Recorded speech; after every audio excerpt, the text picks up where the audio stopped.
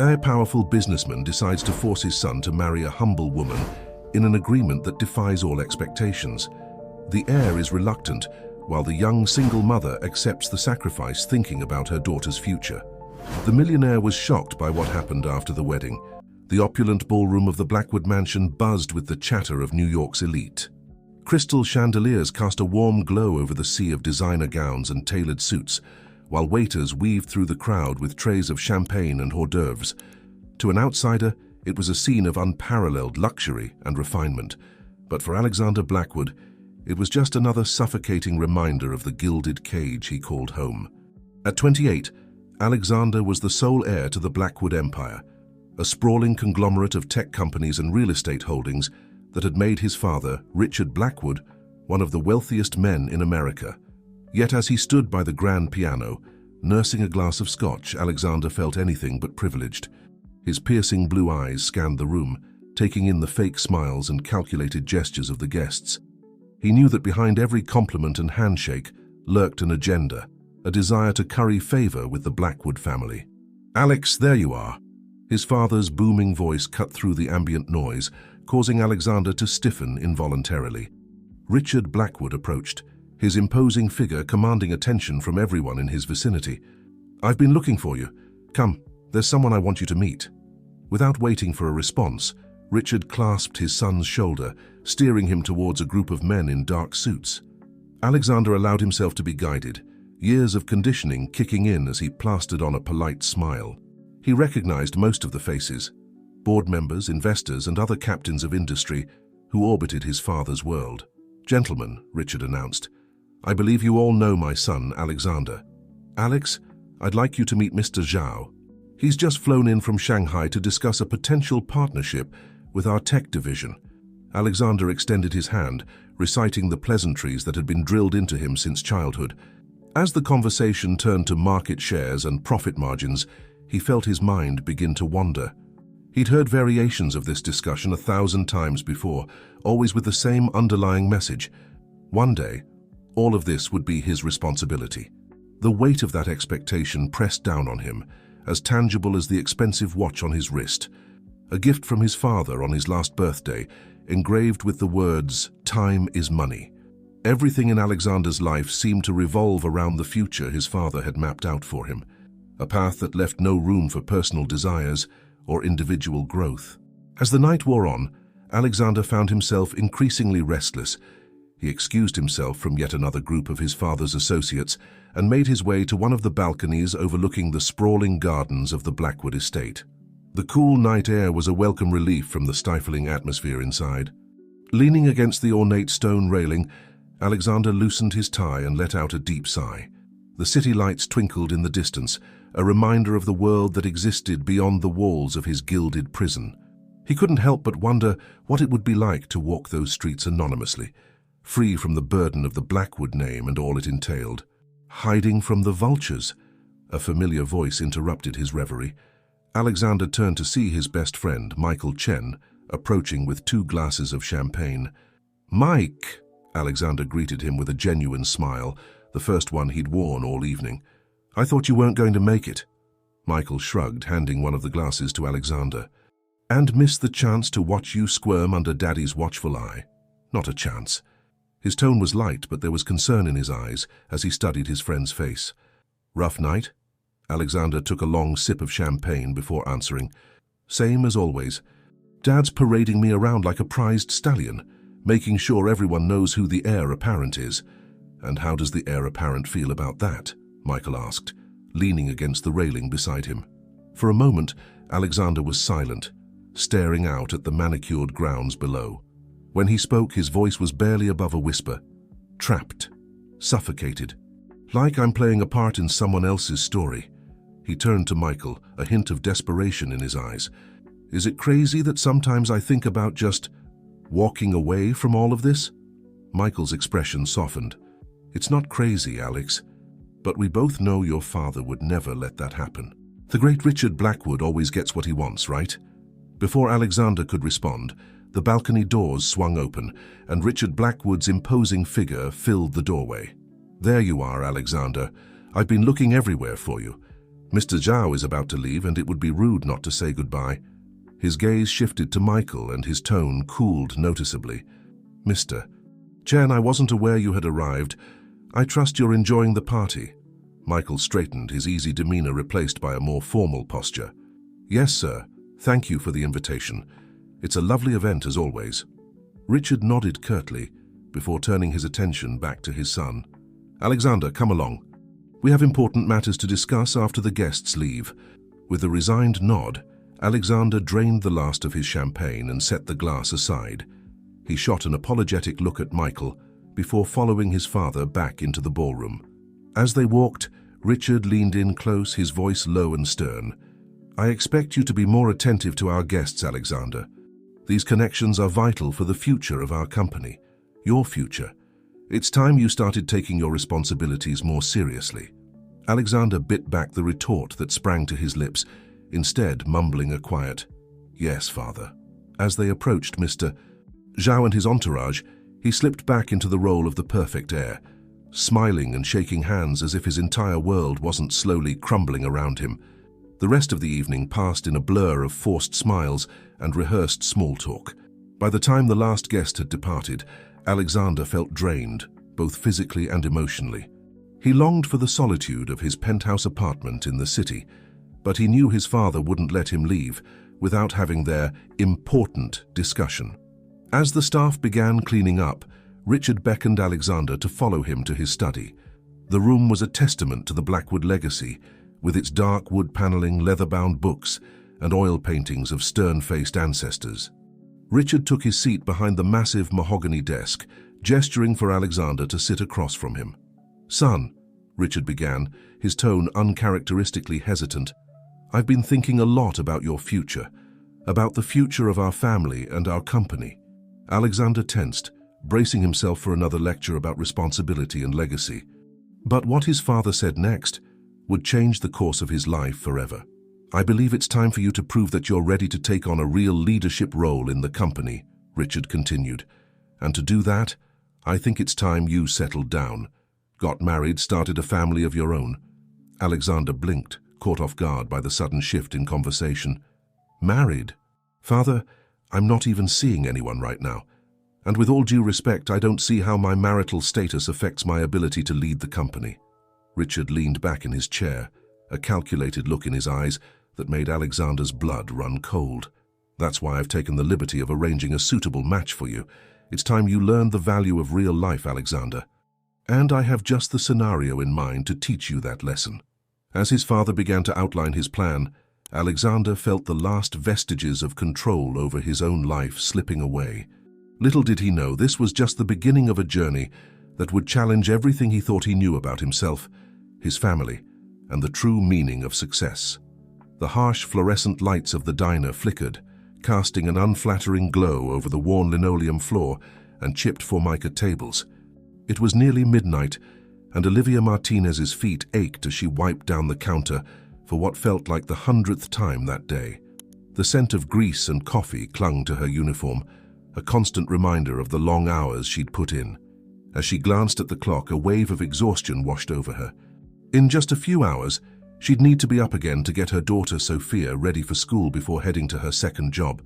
But for now, all that mattered was finishing this shift and getting home to her sleeping child. "Hey, Liv!" called out Joey, the cook, from the kitchen. "You mind taking out the trash before you go? I gotta get these dishes done if we're ever gonna get out of here." Olivia suppressed a sigh and nodded. "Sure thing, Joey. I got it." She untied her apron and headed to the back, hefting the heavy garbage bags with a strength born of necessity. As she pushed open the back door with her hip, the cool night air hit her face, offering a brief respite from the stuffy diner. The alley behind the restaurant was dark and uninviting, but Olivia moved with purpose, her mind already on the quiet apartment where her daughter slept under the watchful eye of their elderly neighbor, Mrs. Gonzalez. It wasn't an ideal situation, leaving Sophia alone at night, but Olivia had little choice.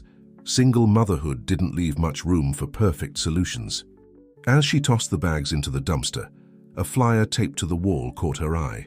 "Night classes. Earn your degree," it proclaimed in bold letters.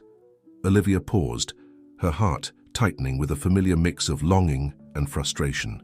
How many times had she dreamed of going back to school, of building a better life for herself and Sophia? But dreams cost money. Money for tuition, for childcare, for books. Money she simply didn't have. With a shake of her head, Olivia turned away from the flyer and headed back inside. Dreams were a luxury she couldn't afford right now. Reality was about survival, about making sure there was food on the table and a roof over their heads. An hour later, Olivia quietly unlocked the door to her small apartment. The living room was bathed in the soft glow of a nightlight, illuminating a space that was modest but meticulously clean. Toys were neatly stacked in a corner, and a child's drawings adorned the refrigerator. Small touches that transformed the tiny apartment into a home. Mrs. Gonzalez stirred on the couch, blinking sleepily as Olivia entered. "Oh, Olivia, you're back," she said, her voice warm with affection. Sophia was an angel, as always. She did all her homework and was in bed by 8. Olivia's face softened with a grateful smile. "Thank you so much, Mrs. Gonzalez. I don't know what I'd do without you." She reached into her purse, pulling out a few crumpled bills. "Here, for your trouble." The older woman waved her hand dismissively. "Nonsense, child. Put that away. Looking after Sophia is a joy, not a job." She stood, gathering her shawl around her shoulders. "You work too hard, Olivia. You need to take care of yourself too." "I'm fine, really," Olivia insisted, though the dark circles under her eyes told a different story. "It's just been a busy week, that's all." Mrs. Gonzalez clucked her tongue disapprovingly, but didn't press the issue. As she made her way to the door, she paused, her expression turning serious. "Oh, I almost forgot. A letter came for you today." "I put it on the kitchen counter. It looked important, government seal and everything." Olivia's brow furrowed. "Government? I wonder what that could be about." A knot of anxiety formed in her stomach. In her experience, unexpected letters from the government rarely brought good news. After seeing Mrs. Gonzalez out, Olivia made her way to the kitchen. The envelope sat innocuously on the counter, its official seal seeming to mock her with its air of authority. With trembling fingers, she tore it open, her eyes scanning the contents. As she read, the color drained from her face. The letter was from the Department of Housing and Urban Development. The apartment complex where she and Sophia lived was being sold to a private developer. In 6 months, all current tenants would need to vacate. Olivia sank into a kitchen chair, her mind reeling. This apartment, small as it was, had been their sanctuary for the past 5 years. It was where Sophia had taken her first steps, where they'd celebrated birthdays and holidays, where they'd built a life together. And now, with a single letter, that stability was being ripped away. She glanced at the stack of bills on the table, each one a reminder of how precariously balanced their lives were. Finding a new apartment in New York City on her salary seemed impossible. The thought of uprooting Sophia, of possibly having to leave the city altogether, made her chest tighten with panic. Taking a deep breath, Olivia forced herself to calm down. Panic wouldn't solve anything. She'd faced challenges before, and she'd face this one too. Somehow she'd find a way to keep a roof over their heads. She had to, for Sophia's sake. As if summoned by her thoughts, a small voice called out from the bedroom. "Mommy, is that you?" Olivia quickly wiped away the tears that had begun to form and plastered on a smile. "Yes, baby. It's me. What are you doing up?" Sophia padded into the kitchen, her dark curls mussed from sleep, clutching a worn stuffed rabbit. At 7 years old, she was the spitting image of Olivia, with the same warm brown eyes and determined set to her chin. "I heard the door. Did you bring me a cookie from the diner?" Olivia's heart clenched. In her distress over the letter, she'd forgotten the nightly ritual of bringing home a treat for Sophia. "Oh, sweetheart, I'm so sorry. I forgot tonight. But how about I make you some hot chocolate instead?" Sophia's face lit up, momentarily chasing away the shadows of worry that had settled over Olivia. As she busied herself with heating milk and stirring in cocoa powder, Olivia marveled at her daughter's resilience. Despite the long hours Olivia worked, despite the things they couldn't afford, Sophia remained a beacon of joy and optimism. "Mommy," Sophia said as she sipped her hot chocolate, a milk mustache forming on her upper lip. "Ms. Johnson says we're going on a field trip to the museum next month. Can I go?" Olivia hesitated, her mind automatically calculating the cost of the trip against their tight budget. But looking at Sophia's hopeful face, she couldn't bring herself to say no. The next morning dawned far too early for Olivia's liking. The few hours of sleep she'd managed to snatch were filled with restless dreams of eviction notices and homeless shelters. As she stood in the tiny kitchen, mechanically preparing Sophia's breakfast, the weight of their uncertain future pressed heavily on her shoulders. "Mummy, can you braid my hair today?" Sophia chirped, oblivious to her mother's distress as she bounced into the kitchen. "I want it to look pretty for picture day." Olivia's heart sank. Picture day, another expense she'd forgotten about. "Of course, sweetheart," she said, forcing a smile. "Come here, let's make you look extra special." As she wove Sophia's dark curls into a neat braid, Olivia's mind raced, trying to come up with a solution to their impending housing crisis. She'd have to pick up extra shifts at the diner, maybe look for a third job.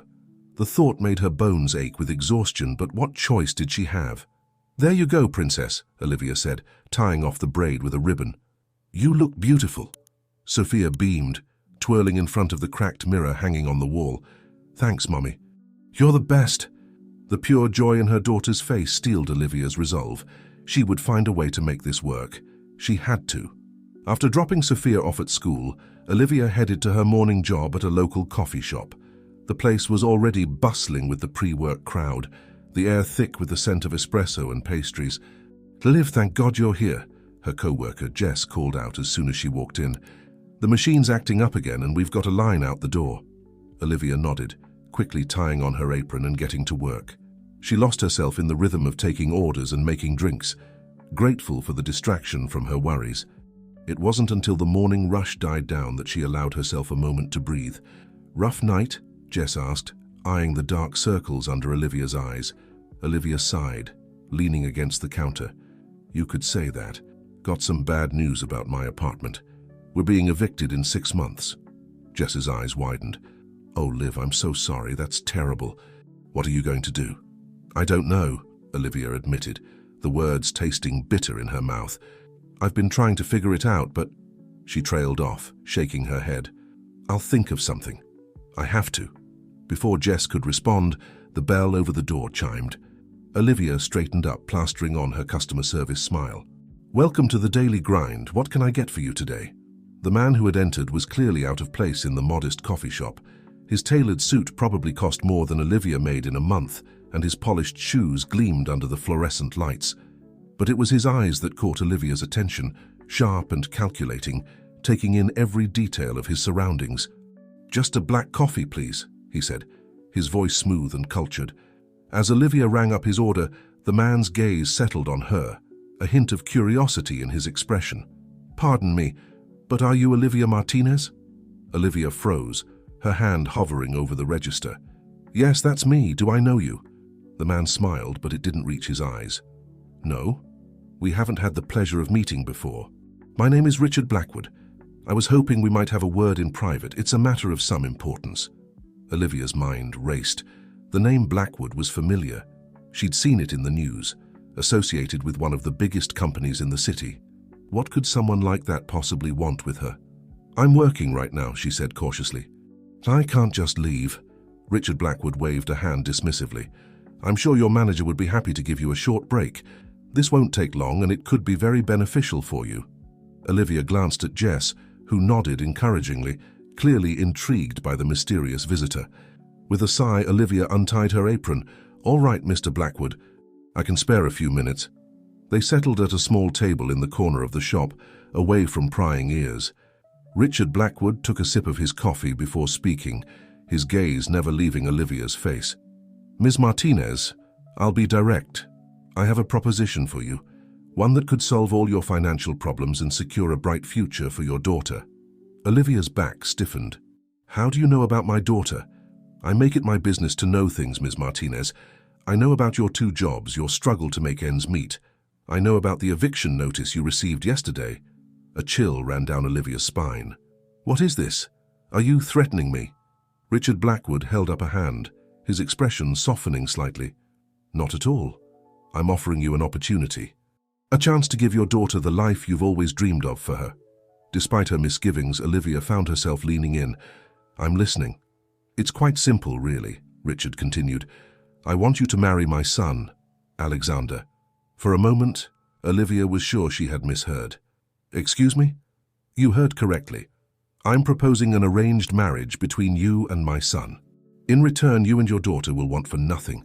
The best schools, the finest healthcare, a home in the most exclusive neighborhood in the city, all of it would be yours. Olivia's mind reeled. This had to be some kind of joke. Why? Why me? Why would you want your son to marry someone like me? Richard's smile tightened. My reasons are my own. Let's just say that I believe this arrangement would be educational for Alexander and highly beneficial for you and your daughter. Olivia shook her head, pushing her chair back. This is insane. I'm not for sale, Mr. Blackwood, and neither is my daughter's future. As she stood to leave, Richard's voice stopped her. Don't be hasty, Ms. Martinez. Think about what this could mean for Sophia. No more struggling to make rent. No more worrying about how to afford her school supplies or doctor's visits. You could give her everything you never had.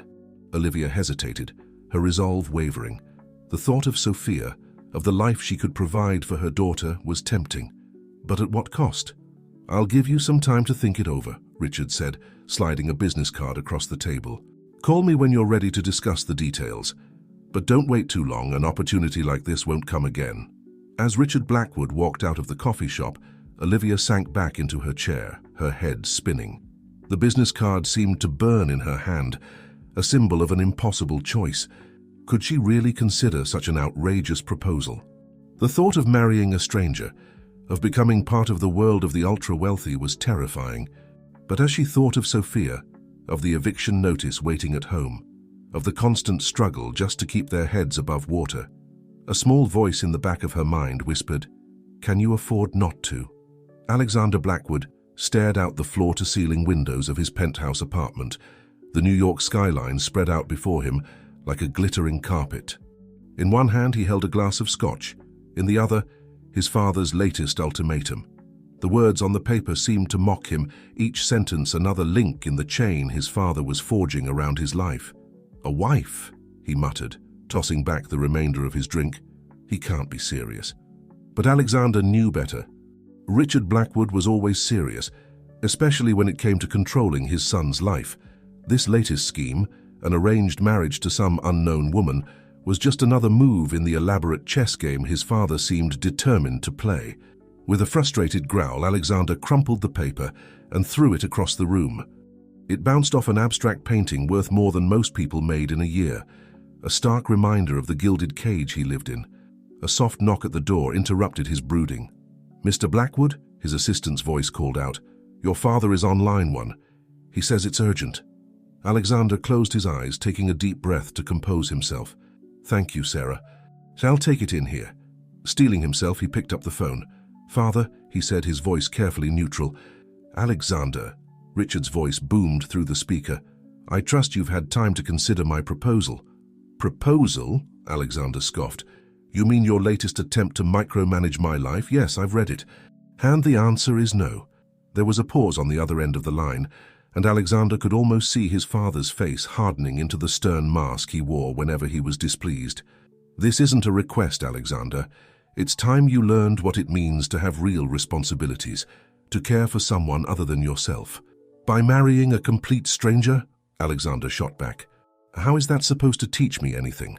"You'll meet her tomorrow," Richard continued as if Alexander hadn't spoken.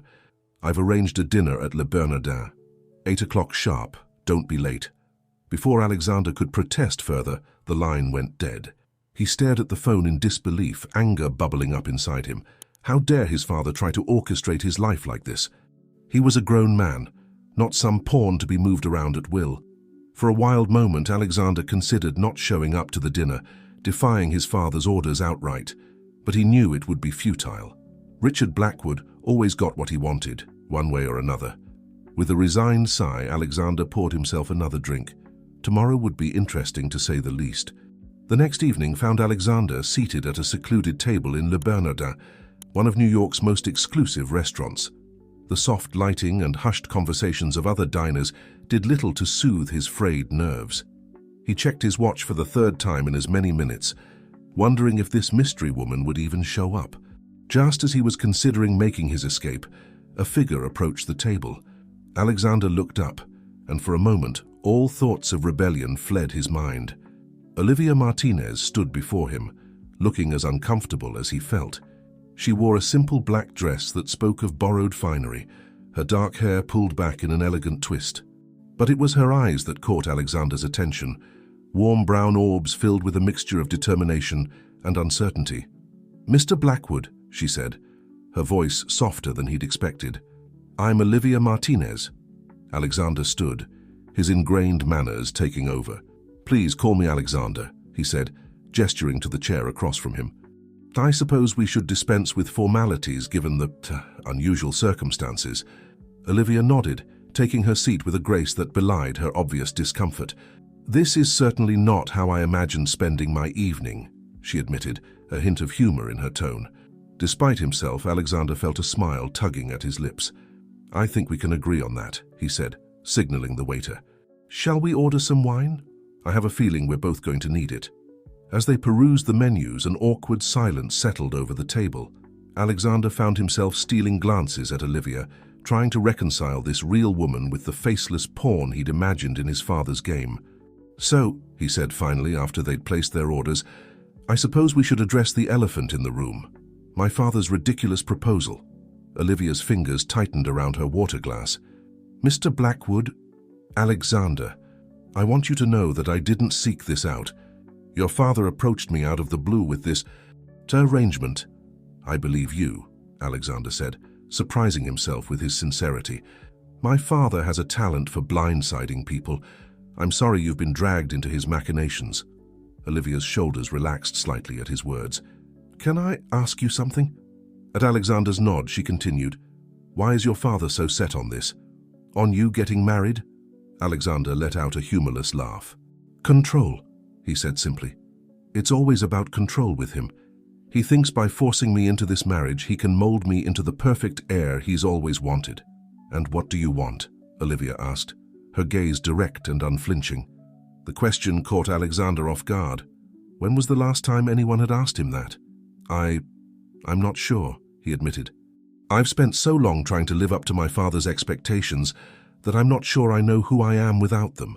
Something softened in Olivia's expression. "I can't imagine what that must be like," she said, "to have your whole life planned out for you." "What about you?" Alexander asked, genuinely curious. "Why did you agree to this dinner?" Olivia was quiet for a moment, her fingers tracing the stem of her wine glass. "I have a daughter," she said finally. "Sophia. She's 7, and she's everything to me. Your father's offer, it would mean security for her, a future I could never provide on my own." The raw honesty in her voice struck a chord in Alexander. For the first time, he began to see beyond his own resentment, to understand the impossible position this woman had been put in. "Tell me about her," he said softly. "About Sophia." As Olivia began to speak, her face lighting up with love for her daughter, Alexander found himself drawn in. He listened as she described Sophia's passion for drawing, her struggle with math, her dream of becoming a veterinarian. With each word, the abstract concept of this arranged marriage became more real, more human. Their food arrived, but neither paid much attention to the exquisite dishes before them. They were too engrossed in conversation, discovering unexpected common ground despite their vastly different backgrounds. As the evening drew to a close, Alexander found himself reluctant to leave. This dinner, which he dreaded all day, had turned out to be surprisingly pleasant. "Olivia," he said as they stood to leave, "I want you to know that I don't expect anything from you. This situation, it's not fair to either of us, but I'm glad I got to meet you tonight." Olivia smiled, a genuine warmth in her eyes. "I feel the same way, Alexander. Whatever happens next, I'm glad we had this chance to talk." As they parted ways outside the restaurant, Alexander watched Olivia disappear into a waiting taxi. His mind was a whirlwind of conflicting emotions. He was still angry at his father, still resentful of the control being exerted over his life, but now there was something else too. A spark of curiosity, a hint of possibility. For the first time in years, Alexander felt the stirring of something new, something that, despite his best efforts, felt dangerously like hope. The early morning sunlight streamed through the windows of Olivia's tiny apartment, casting a warm glow over the cluttered living room. Sophia sat at the kitchen table, happily munching on cereal and chattering about her upcoming school day. Olivia listened with half an ear, her mind still swirling with thoughts of the previous night's dinner. "Mummy, are you listening?" Sophia's voice cut through her reverie. "I said Miss Johnson is going to announce who gets to be in the school play today." Olivia blinked, forcing herself to focus on her daughter. "Of course, sweetie, I'm sorry, that's so exciting. I'm sure you'll get a great part." As Sophia launched into a detailed description of the role she hoped to get, Olivia's gaze drifted to the business card sitting on the counter. Richard Blackwood's contact information seemed to mock her, a tangible reminder of the impossible decision she faced. The dinner with Alexander had not gone at all as she'd expected. She'd braced herself for an arrogant, entitled man, someone who saw her as nothing more than a means to an end. Instead, she'd met someone who seemed just as trapped as she was, albeit in a very different kind of cage. "Mommy, we're going to be late." Sophia's urgent tone snapped Olivia back to the present. With a start, she realized the time and hurried to gather Sophia's backpack and lunchbox. As they rushed out the door, Olivia's neighbor, Mrs. Gonzalez, was just leaving her apartment. "Olivia, dear," she called out, "don't forget, the super said they're shutting off the hot water for repairs today. Make sure you fill up some pots before you leave for work." Olivia groaned inwardly. Another inconvenience, another reminder of the precarious nature of their living situation. As she ushered Sophia down the stairs, her mind couldn't help but wander to the life Alexander Blackwood could offer. A life without constant worries about basic necessities. Across town, Alexander was facing his own internal struggle. He sat in his father's opulent office, the New York skyline sprawling behind Richard Blackwood's imposing figure. "Well," Richard's voice was sharp, impatient. "What did you think of Ms. Martinez?" Alexander chose his words carefully. "She seems nice, genuine, not at all what I expected." A hint of a smile played at the corners of Richard's mouth. "And her daughter, did she mention Sophia?" "She did," Alexander admitted, a note of suspicion creeping into his voice. "Father, what's this really about? Why are you so invested in this particular woman?" Richard leaned back in his chair, regarding his son with an inscrutable expression. "Let's just say I see potential in her, in both of them. The question is, do you?" Alexander bristled at his father's tone. "This isn't about potential. It's about you trying to control my life as usual." "Control?" Richard's voice hardened. "This is about responsibility, Alexander. About learning what it means to put someone else's needs before your own. Something you've never had to do in your life." The words stung, more than Alexander cared to admit. "And you think forcing me into a marriage with a stranger is going to teach me that?" Richard stood, moving to the window. "Sometimes, son, the most valuable lessons come from the most unexpected places. I'm offering you a chance to grow, to become the man I know you can be." Alexander scoffed, rising from his chair. "Save the platitudes, father. We both know this is just another one of your games." As he turned to leave, Richard's voice stopped him. "Think carefully about your next move, Alexander. The board is set, and there's more at stake here than you realize." The cryptic warning followed Alexander as he left the office, his mind a tumult of conflicting emotions. Despite his best efforts, he couldn't shake the memory of Olivia's warm brown eyes, the way her face lit up when she spoke about her daughter. Later that afternoon, Olivia found herself in the break room of the diner, staring at her phone. Richard Blackwood's number seemed to taunt her, daring her to make a decision. "Earth to live!" Jess's voice broke through her thoughts. "You've been staring at that phone for 10 minutes. Hot date?" Olivia managed a weak smile. "Not exactly, just a big decision." Jess plopped down in the chair across from her, concern etched on her face. "Want to talk about it?" For a moment, Olivia was tempted to confide in her friend, to spill out all the confusion and fear swirling inside her. But how could she possibly explain the bizarre situation she found herself in? "It's complicated," she said finally. "I've been offered an opportunity. Something that could change everything for me and Sophia. But I'm not sure if the cost is too high." Jess reached across the table, squeezing Olivia's hand. "Liv, I've known you for years. You're the strongest, most dedicated mother I've ever met. Whatever this opportunity is, I know you'll make the right choice for you and your girl." Olivia felt tears prickling at the corners of her eyes. "But what if I don't know what the right choice is?" "Then you trust your gut," Jess said simply. "And remember that you're not alone. Whatever you decide, you've got people in your corner." The words of encouragement buoyed Olivia's spirit, giving her the courage to do what she'd been avoiding all day. With a deep breath, she picked up her phone and dialed Richard Blackwood's number. As the phone rang, Olivia's mind raced. Was she really considering this? Could she truly contemplate marrying a man she barely knew, becoming part of a world so far removed from her own? But then she thought of Sophia, of the opportunities this could provide for her daughter.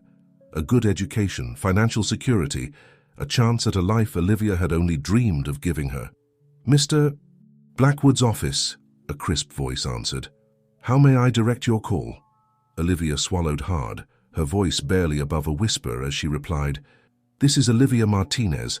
I'd like to speak with Mr. Blackwood about his proposal." As she was put on hold, Olivia closed her eyes, silently praying she was making the right decision. For better or worse, she was about to step onto a path that would change her life forever.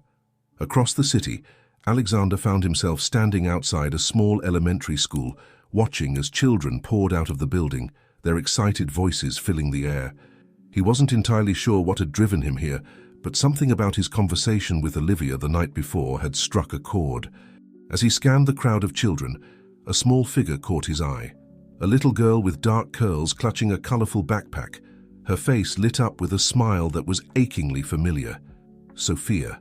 Alexander felt his breath catch in his throat.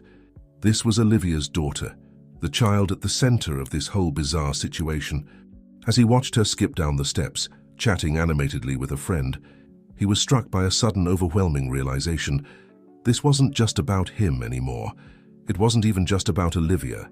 There was an innocent child involved, a little girl whose entire future could be shaped by the decisions they made. For the first time in his life, Alexander Blackwood felt the weight of true responsibility settling on his shoulders, and as he turned away from the school, his mind made up. He knew that nothing would ever be the same again. The weeks that followed Olivia's phone call to Richard Blackwood passed in a whirlwind of activity. Meetings with lawyers, discussions of prenuptial agreements, and hurried explanations to friends and family blurred together in a surreal haze. Before Olivia knew it, she found herself standing in front of a judge at City Hall, exchanging vows with a man she barely knew. The ceremony was brief and perfunctory, devoid of the romance and celebration Olivia had once dreamed of. Alexander stood beside her, his face a mask of calm determination, while Richard Blackwood watched from the sidelines, a satisfied gleam in his eyes. As the judge pronounced them husband and wife, Olivia felt a momentary panic. What had she done? How could she have agreed to this madness? But then she thought of Sophia, of the future she was securing for her daughter, and steeled her resolve. This was about more than just her. It was about giving Sophia opportunities she would never have had otherwise. "Are you ready?" Alexander's voice broke through her thoughts. He stood beside her, hand extended, a tentative smile on his face. Olivia took a deep breath and nodded, placing her hand in his. "As ready as I'll ever be," she replied, managing a small smile of her own. As they exited City Hall, they were greeted by a sleek black limousine. The driver opened the door, revealing an interior that probably cost more than everything Olivia owned combined. "Your chariot awaits," Alexander said, a hint of irony in his voice. As they settled into the plush leather seats, an awkward silence fell between them. Olivia fidgeted with her simple gold wedding band, still not quite believing it was real. "So," Alexander said finally, "I suppose we should discuss living arrangements." Olivia nodded, grateful for the practical topic. "Yes, I need to give notice at my apartment, and there's Sophia's school to consider. She's in the middle of the semester, and I don't want to disrupt her education." Alexander's expression softened at the mention of Sophia. "Of course. I've been thinking about that, actually. I have a penthouse in the Upper East Side. It's close to some of the best schools in the city. We could look into transferring Sophia there for the next term." Olivia blinked, taken aback by his thoughtfulness. "That's very kind of you, Alexander, but are you sure you're ready for a child in your home? This is a big adjustment for all of us." Alexander was quiet for a moment, his gaze distant. "To be honest, I'm not sure I'm ready for any of this. But I made a commitment and I intend to honor it. Sophia is part of the package, and I want to make sure she's comfortable and taken care of." Olivia felt a surge of gratitude, and something else she couldn't quite name. "Thank you," she said softly. "That means a lot to me." As the limousine wound its way through the busy New York streets, Olivia's mind raced with all the changes that lay ahead. How would Sophia react to their new living situation? How would she explain this sudden marriage to her daughter? "Olivia," Alexander's voice interrupted her thoughts. "There's something I want you to know. I know this isn't a conventional marriage, and I know we're both doing this for our own reasons.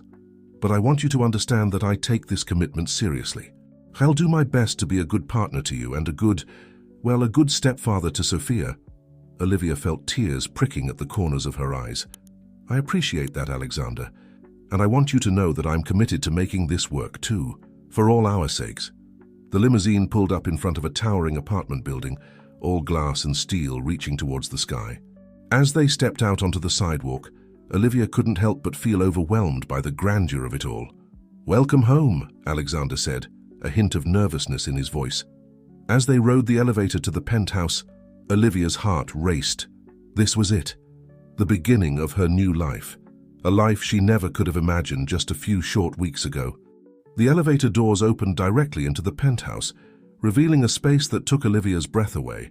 Floor-to-ceiling windows offered a panoramic view of the city, while sleek modern furniture and priceless artwork adorned the spacious living area. "This is incredible," Olivia breathed, taking in the luxurious surroundings. Alexander shrugged, looking slightly uncomfortable. "It's just a place, but I hope you and Sophia will be comfortable here." As he gave her a tour of the penthouse, pointing out the various rooms and amenities, Olivia couldn't help but notice how impersonal it all felt. There were no family photos, no personal touches that spoke of a life lived within these walls. "You can decorate however you like," Alexander said, as if reading her thoughts. "I want you and Sophia to feel at home here." Olivia nodded, grateful for his consideration. "Thank you. I'm sure Sophia will be excited to put up her drawings and choose colors for her new room." At the mention of Sophia, Alexander's expression grew serious. "When do you want to tell her about all of this?" Olivia sighed, the weight of the situation settling on her shoulders once more. "I suppose we should do it as soon as possible. She'll be confused enough as it is. The longer we wait, the harder it will be." Alexander nodded, running a hand through his hair. "You're right. Would you like me to be there when you tell her?" The offer surprised Olivia. "Are you sure? It might be easier if I explain things to her on my own first." "This affects all of us," Alexander said firmly. "If we're going to make this work, we need to start acting like a family, even if it's not a conventional one." Olivia felt a rush of warmth at his words. Maybe, just maybe, this arrangement could work out after all. Later that evening, Olivia sat in her old apartment, surrounded by the familiar sights and sounds of the home she had built for herself and Sophia. In a few days, this would all be packed up, moved to a new life of luxury she still couldn't quite comprehend. The sound of a key in the lock made her heart race. This was it, the moment she had been dreading and anticipating in equal measure. "Mommy!" Sophia's excited voice filled the small apartment as she burst through the door, Mrs. Gonzalez following close behind. "Guess what? I got the lead in the school play." Olivia forced a smile, trying to match her daughter's enthusiasm. "That's wonderful, sweetheart. I'm so proud of you." As Sophia launched into a detailed description of her role, Olivia caught Mrs. Gonzalez's questioning gaze. She had told her neighbor that she had some big news to share, but hadn't gone into details. "Sophia, honey," Olivia interrupted gently. "There's someone I'd like you to meet. He's waiting for us downstairs." Sophia's eyes widened with curiosity. "Who is it, Mommy? Is it a surprise?" Olivia took a deep breath, steeling herself for what was to come. "It's a very big surprise, sweetie. Come on, let's go down together." As they descended the stairs, Olivia's mind raced, trying to find the right words to explain this life-altering change to her 7-year-old daughter. How could she possibly make Sophia understand a decision that she herself was still struggling to come to terms with? Alexander was waiting in the lobby, looking uncharacteristically nervous in his tailored suit. When he saw Sophia, a smile spread across his face, genuine and warm. "Hello, Sophia," he said, kneeling down to her level. "I'm Alexander. I'm a friend of your mum's." Sophia looked up at Olivia, confusion evident in her big brown eyes. "Mommy? What's going on?" Olivia knelt beside her daughter, taking her small hands in her own. "Sweetheart, remember how we talked about how sometimes grown-ups can surprise us? Well, I have a very big surprise for you. Alexander and we got married today." Sophia's eyes widened, darting between Olivia and Alexander. "Married? Like in the movies?" Alexander chuckled softly. "Not quite like in the movies, but yes, we're married. And that means some big changes for all of us." As Olivia began to explain their new living situation, she watched Sophia's face carefully, trying to gauge her reaction. There was confusion there, certainly, but also a glimmer of excitement at the prospect of a new home, a new school, a new life. "Does this mean Alexander is my daddy now?" Sophia asked suddenly, her innocent question cutting straight to the heart of the matter. Olivia felt her breath catch in her throat, but before she could respond, Alexander spoke up. "I would be honored to be a part of your life, Sophia," he said gently, "but I know I can't replace your real dad. How about we start as friends and see where it goes from there?" Sophia considered this for a moment, then nodded solemnly. "Okay. Can I see our new house now?" Olivia let out a breath she hadn't realized she'd been holding. It wouldn't all be this easy, she knew. There would be challenges and adjustments ahead, but for now, in this moment, she allowed herself to hope. As they left the old apartment building, Sophia's small hand in hers and Alexander by her side, Olivia felt a strange mix of emotions wash over her. Fear, uncertainty, and hope all swirled together as they stepped into the waiting limousine and towards their new life. The old chapter of her life was closing, but a new one was just beginning. And despite the unconventional circumstances, Olivia found herself looking forward to what the future might hold. The first rays of morning sunlight filtered through the floor-to-ceiling windows of the penthouse, casting a warm glow over the unfamiliar surroundings. Olivia blinked awake, momentarily disoriented by the luxurious bedroom she found herself in. It took a few seconds for reality to settle in. This was her new home, her new life. She glanced at the other side of the king-sized bed, half expecting to see Alexander there, but the sheets were undisturbed. They had agreed to separate bedrooms for now, a decision that brought both relief and a twinge of something she couldn't quite name. The sound of muffled giggles from down the hall brought a smile to Olivia's face. Sophia, at least, seemed to be adapting quickly to their new surroundings.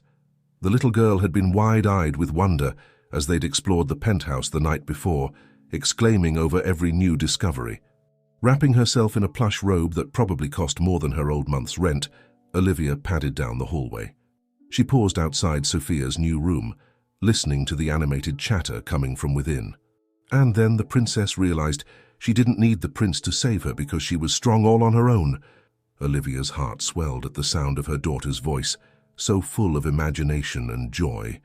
But it was the responding chuckle that made her pause. "That's a great story, Sophia. I like that the princess saved herself. Very modern." Alexander's voice, warm and genuinely engaged, was a surprise.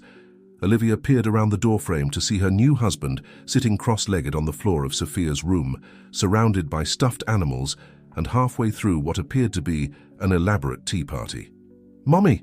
Sophia exclaimed, spotting her in the doorway. "Come join our tea party. Alexander makes funny voices for all the animals." Alexander looked up, a slight flush coloring his cheeks as he met Olivia's gaze. "Good morning," he said, a touch of embarrassment in his tone. "I hope we didn't wake you. Sophia was up early, and I thought—" Olivia shook her head, smiling as she entered the room. "Not at all. This looks like fun." She settled down next to Sophia, accepting a plastic teacup from her daughter. "So what voices does Mr. Bunny have?" As Alexander launched into a comically gruff voice for the stuffed rabbit, Olivia felt a warm glow of contentment. This wasn't at all what she had expected from their new living arrangement, but seeing Alexander make an effort with Sophia meant more to her than she could express. The rest of the morning passed in a whirlwind of activity. There were boxes to unpack, new routines to establish, and 1,000 little details to sort out. Olivia found herself constantly amazed by the luxuries of their new home, from the state-of-the-art kitchen appliances to the marble-tiled bathrooms. "I've arranged for a car to take Sophia to school," Alexander said, over a late breakfast of fresh fruit and pastries. "The driver is very experienced and has all the necessary security clearances. I thought it might be easier than trying to navigate public transportation from here." Olivia nodded, grateful for his thoughtfulness, but also feeling a pang of guilt. That's very kind, but you don't have to go to so much trouble. We're used to taking the subway. Alexander's expression grew serious. Olivia, I know this is all new and probably overwhelming, but please understand, you and Sophia are my family now. Your comfort and safety are important to me. The sincerity in his voice caught Olivia off guard. She had expected a cold, businesslike approach to their arrangement, but Alexander's genuine concern was touching. Thank you, she said softly. We appreciate it, really. As they finished breakfast, Alexander glanced at his watch. I have to head to the office. There's a board meeting this afternoon that I can't miss. Will you be all right here? Olivia nodded, trying to project more confidence than she felt. Of course. I have plenty to keep me busy with unpacking and getting Sophia settled. Alexander hesitated for a moment, then reached into his pocket and pulled out a sleek credit card. This is for you, he said, sliding it across the table. For any expenses you might have, groceries, clothes, anything you or Sophia might need. Olivia stared at the card, a mix of emotions swirling inside her. Part of her wanted to refuse, to insist that she could take care of herself and Sophia as she always had. But she knew that was pride talking. This was part of their agreement, part of the new life she had chosen for her daughter's sake. Thank you, she said, picking up the card. I'll use it responsibly. Alexander's lips quirked in a small smile. I know you will. That's not a concern. He stood, straightening his tie. I'll try to be home for dinner if that's all right. Olivia nodded, a warm feeling spreading through her chest at the idea of a family dinner. We'd like that. After Alexander left, Olivia found herself wandering through the penthouse, still in awe of its size and luxury. She paused in front of a framed photograph on the wall, a younger Alexander with his parents, at what looked like a charity gala. The stiff postures and formal smiles spoke volumes about the family dynamics. Mommy? Sophia's voice broke through her thoughts. Can we go to the park today? The one we saw from the car yesterday? Olivia smiled, pushing aside her musings about her new husband's past. Of course, sweetheart. Let's go explore our new neighborhood. The rest of the day passed in a blur of new experiences. The nearby park was a far cry from the crowded playgrounds of their old neighborhood, with manicured lawns and a state-of-the-art playground. Sophia made fast friends with a group of children, while Olivia found herself chatting with their nannies and mothers, women whose designer clothes and perfectly coiffed hair made her acutely aware of her own simple attire. As they walked home, hand in hand, Sophia chatted excitedly about her new friends and the upcoming school year. Olivia listened with half an ear, her mind racing with all the changes they would need to navigate. New schools, new social circles, new expectations.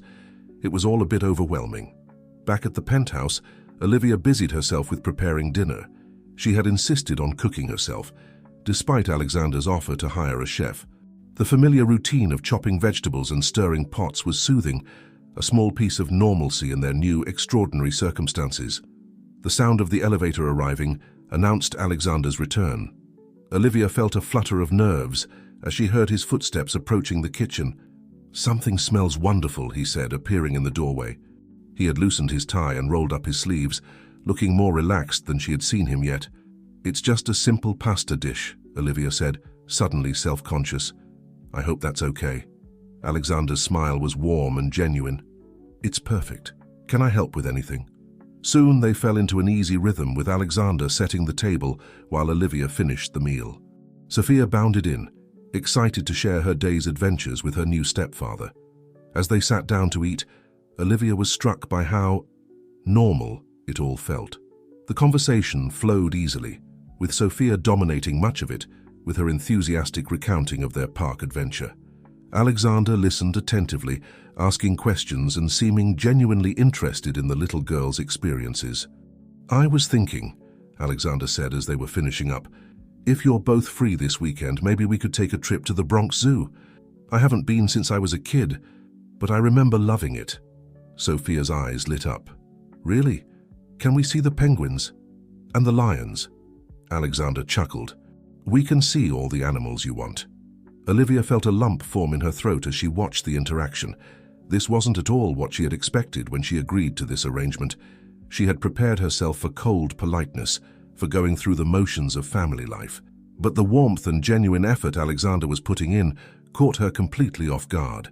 Later that night, After Sophia had been tucked in and Alexander had retreated to his home office to finish some work, Olivia found herself on the balcony, looking out over the glittering city skyline. The events of the past few weeks felt like a dream. How had she gone from worrying about making rent to living in a luxury penthouse with a man she barely knew? "Penny, for your thoughts." Alexander's voice startled her out of her reverie. Olivia turned to see him leaning against the doorframe, his expression curious and a little concerned. "I was just thinking about how surreal all of this is," she admitted. "A few weeks ago I was worried about how I was going to afford Sophia's school supplies. And now." Alexander moved to stand beside her, his gaze following hers out to the city. "I know this isn't a conventional situation," he said softly, "and I know we're both still figuring things out. But I want you to know that I meant what I said before. You and Sophia are my family now, and I'm committed to making this work." Olivia felt tears prickling at the corners of her eyes. "Thank you," she whispered. "That means more than you know." As they stood there in companionable silence, looking out over the city that had brought them together in such an unexpected way, Olivia felt a glimmer of hope. This wasn't the life she had imagined for herself, but maybe, just maybe, it could be something even better. The road ahead would be challenging, she knew.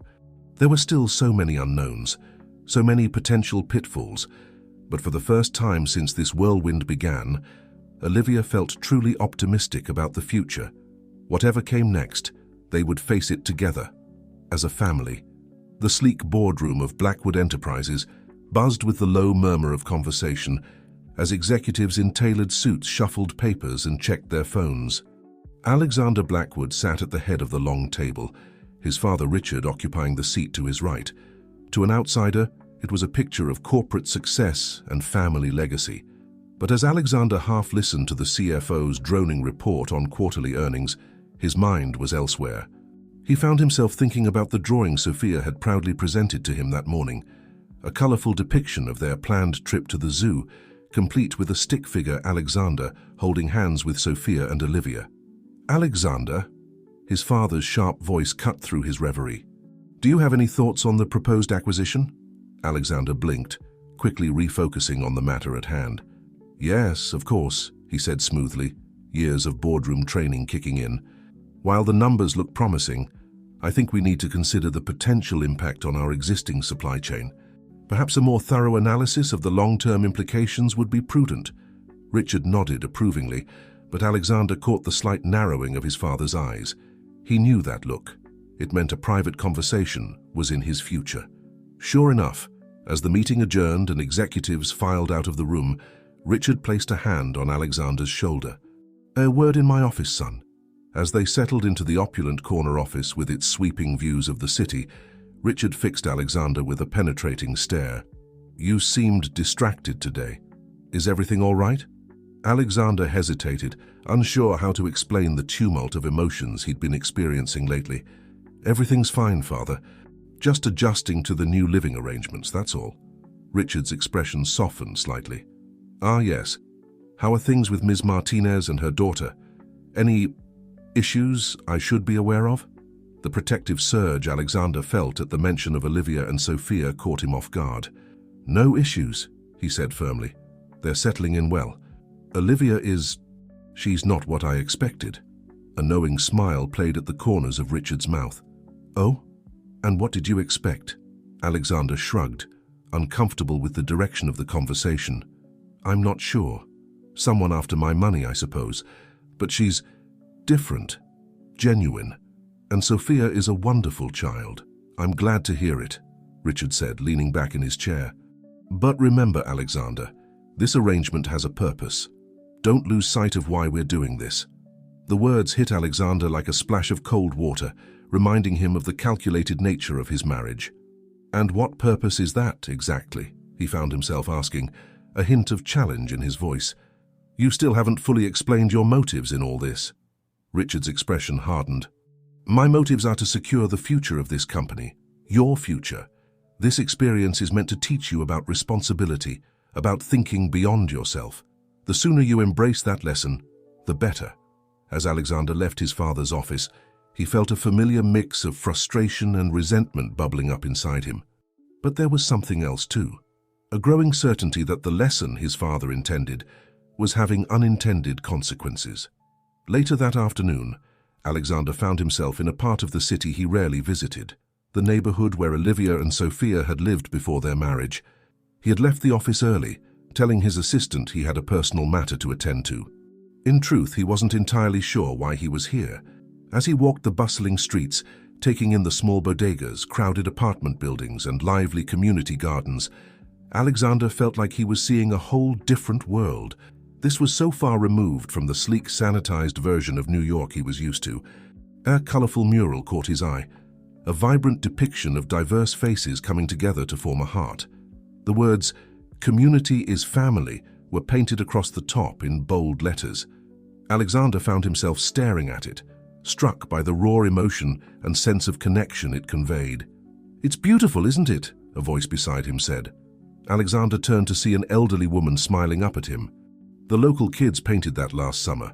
Brings a bit of light to the neighborhood." Alexander nodded, suddenly aware of how out of place he must look in his expensive suit. "It's very impressive. The sense of community here seems strong." The woman's eyes crinkled as she smiled. "Oh, it is. We look out for each other here. Have to, in a city like this." "You visiting someone in the area?" "Not exactly," Alexander said, hesitating before adding, My wife used to live around here. I was curious about the neighborhood."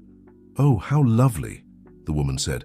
"Well, I hope she's shown you all the best spots. There's a little cafe just around the corner that makes the most amazing empanadas. And the community center down the street does wonderful programs for children."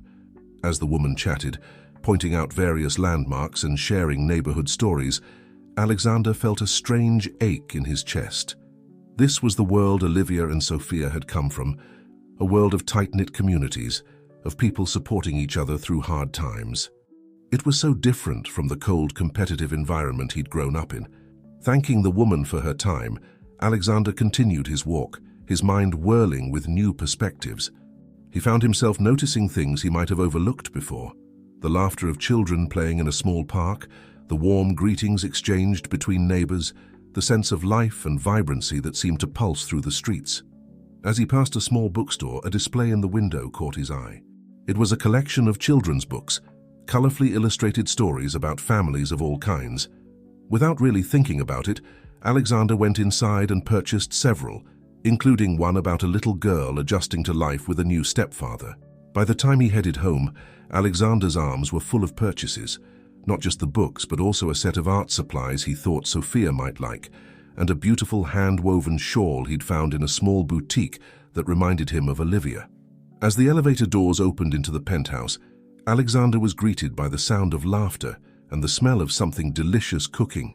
He found Olivia and Sophia in the kitchen, flour dusting their cheeks as they worked together to roll out pizza dough. "Alexander!" Sophia exclaimed, her face lighting up. "You're home early. We're making pizza." Olivia looked up, a warm smile spreading across her face. "Hey, you're just in time to help with toppings. If you want to, that is." For a moment, Alexander was struck by the domestic scene before him. It was so far removed from the cold, formal dinners of his childhood, or the lonely takeout meals he'd grown accustomed to as an adult. The warmth and joy radiating from Olivia and Sophia was almost palpable. "I'd love to help," he said, setting down his purchases and rolling up his sleeves. "But first, I have some things for you both." As he presented the gifts, the art supplies for Sophia and the shawl for Olivia, Alexander was unprepared for the rush of emotion he felt at their genuine excitement and gratitude. Sophia immediately wanted to try out her new colored pencils, while Olivia wrapped the shawl around her shoulders, her eyes shining with appreciation. "These are so thoughtful, Alexander," Olivia said softly. "Thank you." As they worked together to finish the pizzas, chatting and laughing, Alexander felt something shift inside him. This wasn't the life he had envisioned for himself, but he was starting to realize it might be exactly what he needed. Later that night, after Sophia had been tucked in and Olivia had retired to her room, Alexander found himself on the balcony, nursing a glass of scotch and looking out over the city. The lights twinkled below, but instead of seeing the usual landscape of power and ambition, he found himself thinking about the communities hidden within, the families, the struggles, the moments of joy and connection. He thought about his father's words, about responsibility and thinking beyond himself. But the lesson he was learning wasn't the one Richard had intended. It wasn't about power or control or living up to the Blackwood name. It was about connection, about finding meaning in the small moments, about what it truly meant to be part of a family. As he sipped his drink, Alexander made a decision. He would continue to fulfill his duties at Blackwood Enterprises, but he would no longer let it define him. There was a whole world out there he had been missing, and he was determined to explore it, with Olivia and Sophia by his side. The path ahead was uncertain, and Alexander knew there would be challenges. His father wouldn't easily accept this shift in priorities, and there was still so much to navigate in his new relationship with Olivia and Sophia. But for the first time in years, Alexander felt truly alive, truly excited about the future. As he headed to bed, he paused outside Sophia's room, smiling at the sound of her soft breathing. Then, almost without thinking, he found himself outside Olivia's door. He raised his hand to knock, wanting to share his thoughts, his new perspectives, but he hesitated, realizing the late hour. There would be time, he realized. Time to talk, to grow, to figure out this new life together. For now, it was enough to know that on the other side of that door was someone who was quickly becoming more important to him than he ever could have imagined. With a soft smile, Alexander retreated to his own room, his mind full of plans and possibilities. Tomorrow was a new day, and he couldn't wait to see what it would bring. The chandeliers of the grand ballroom at the Ritz-Carlton sparkled overhead, casting a warm glow over the sea of designer gowns and tuxedos below. Olivia Martinez Blackwood stood at the edge of the crowd, a glass of champagne clutched in her hand like a lifeline. She smoothed down the front of her elegant black dress, a garment that cost more than her old monthly rent, and took a deep breath, trying to quell the anxiety bubbling in her chest. This was her first major social event as Mrs. Blackwood, a charity gala for one of the city's most prestigious art museums. Alexander had assured her that it would be a good opportunity to meet people and start building her own network in their new social circle. But as Olivia scanned the room full of New York's elite, she couldn't help but feel like an imposter. "Darling, there you are." Alexander's voice came from behind her, warm and reassuring. He placed a gentle hand on the small of her back, a gesture that was becoming comfortingly familiar. "I'd like you to meet someone." Olivia allowed herself to be guided through the crowd, plastering on a smile that she hoped looked more confident than she felt. They approached a striking woman in her 50s, impeccably dressed in a crimson gown that screamed old money. "Olivia, this is Margaret Astor," Alexander said. "She's the chairwoman of the museum's board of trustees. Margaret, my wife, Olivia." Margaret's eyes swept over Olivia, assessing. "So lovely to finally meet you, my dear. We've all been so curious about the woman who managed to catch our Alexander." Olivia felt her cheeks warm. "It's a pleasure to meet you, Mrs. Astor.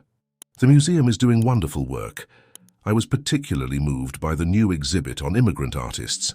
Margaret's eyebrows raised slightly, a flicker of surprise crossing her features. "Oh, you've had a chance to visit already. How marvelous. Most of our new members don't make it down there for months." "Olivia has quite an eye for art," Alexander interjected smoothly. "She's been introducing me to artists I'm embarrassed to say I'd never heard of before." As the conversation flowed, touching on various exhibits and upcoming events, Olivia felt some of her tension ease. This wasn't so different from chatting with the parents at Sophia's school, she realized, just with fancier clothes and more expensive wine. But as the evening wore on, Olivia found herself increasingly aware of the undercurrents running through many of her interactions. There were the curious glances, the not-so-subtle probing questions about her background, the occasional condescending remark thinly veiled as a compliment. "You speak so well, dear," one woman said, her smile not quite reaching her eyes. "Where did you say you went to school again?" Olivia straightened her spine, meeting the woman's gaze directly. "I attended City College," she said proudly, "on a scholarship. They have an excellent education program." Before the woman could respond, Alexander appeared at Olivia's side. "Excuse us, Mrs. Van Buren, but I'm afraid I need to steal my wife away for a moment." As they moved away, Olivia let out a breath she hadn't realized she'd been holding. "Thank you," she murmured. "I'm not sure how much more of that I can take." Alexander's expression was a mix of concern and admiration. "You're doing wonderfully," he said softly. "I'm sorry about Mrs. Van Buren. Some people here can be less than welcoming to newcomers." Olivia nodded, a wry smile tugging at her lips. I'm starting to get that. It's like high school all over again, just with better clothes and sharper knives. Alexander chuckled, but his eyes were serious. We can leave if you want. You don't have to prove anything to these people. For a moment, Olivia was tempted. The idea of kicking off her painful heels and curling up on the couch with Sophia sounded heavenly. But then she thought of her daughter, of the opportunities this new world could offer her. If Olivia was going to make this work, she needed to carve out a place for herself here. No, she said, squaring her shoulders. I'm okay. Besides, I haven't had a chance to check out the silent auction yet. Didn't you say there was a piece you were interested in? Alexander's face lit up with a genuine smile, the kind that still made Olivia's heart skip a beat. There is, actually. Shall we? As they made their way to the auction area, Olivia found herself hyper-aware of Alexander's presence beside her. Over the past weeks, she had started to see glimpses of a different man than the one she'd first met. Someone thoughtful, kind, and surprisingly funny. It was becoming increasingly difficult to remember that their marriage was an arrangement, not a love match. The auction tables were crowded, but Alexander expertly navigated them to a painting hanging on the far wall. It was a beautiful piece, a cityscape at twilight, the buildings a mix of shadow and golden light. It's stunning, Olivia breathed, leaning in to examine the brushwork. It's by a local artist, Alexander explained. She does a lot of work with underprivileged youth, teaching art classes in community centers. I thought it might be nice for Sophia's room, to remind her of where she came from, but also to show her the beauty in the city. Olivia felt a lump form in her throat, touched by the thoughtfulness of the gesture. Alexander, that's incredibly sweet. Their eyes met, and for a moment, the bustling gala faded away. Olivia found herself lost in Alexander's gaze, seeing a warmth and vulnerability there that she'd never noticed before. The spell was broken by a booming voice behind them. Alexander, my boy, there you are. They turned to see Richard Blackwood approaching, a crystal tumbler of amber liquid in his hand. His smile was wide, but his eyes were sharp as they flicked between Alexander and Olivia. Father, Alexander said, his tone cooling noticeably. I didn't realize you were attending tonight. Last-minute decision, Richard said breezily. Couldn't miss the chance to see my son and his lovely new wife in action. He turned to Olivia, his gaze assessing. You're looking quite elegant this evening, my dear. I trust you're enjoying your foray into high society. Olivia felt Alexander tense beside her, but she met Richard's gaze steadily. It's certainly been an educational experience, Mr. Blackwood. Everyone has been very welcoming. Richard's smile widened, but it didn't reach his eyes. Glad to hear it. You know, I was just speaking with Charles Winthrop. You remember him, don't you, Alexander? His daughter Rebecca is back in town, newly single, as I understand it. Alexander's jaw clenched. How nice for her, he said flatly. If you'll excuse us, Father, Olivia and I were just about to place a bid. As they moved away, Olivia could feel Richard's gaze boring into her back. I'm sorry about that, Alexander murmured. My father can be difficult. Olivia squeezed his arm reassuringly. It's okay. I'm starting to understand where you get your stubborn streak from. Alexander chuckled, some of the tension easing from his shoulders. Oh, you have no idea. But let's not let him ruin the evening. What do you say we place that bid and then find somewhere a bit quieter? They ended up on a small balcony overlooking the city, the sounds of the gala muffled behind closed doors. Olivia leaned against the railing, letting the cool night air soothe her frazzled nerves. You were amazing in there, Alexander said softly, coming to stand beside her. I know it's not easy stepping into this world. Olivia turned to look at him, struck by the sincerity in his voice. It's certainly different from what I'm used to, she admitted, but I'm learning, and having you by my side makes it easier. Alexander's expression softened, and for a moment Olivia thought he might kiss her, but then he cleared his throat, looking away. I'm glad, he said. I know this isn't what either of us expected, but I'm really grateful you're here, Olivia. As they stood there, looking out over the glittering city, Olivia felt a flutter in her chest that had nothing to do with anxiety. This arrangement with Alexander had started as a means to an end, a way to secure a better future for Sophia. But somewhere along the way it had become something more. The realization both thrilled and terrified her. Falling for Alexander hadn't been part of the plan. It complicated everything. added a layer of vulnerability to an already precarious situation. And yet, as she stole another glance at his profile, Olivia couldn't bring herself to regret the warm feelings blooming in her heart. "We should probably head back inside," Alexander said eventually, though he sounded reluctant. "People will be wondering where we've disappeared to." Olivia nodded, straightening up and smoothing down her dress.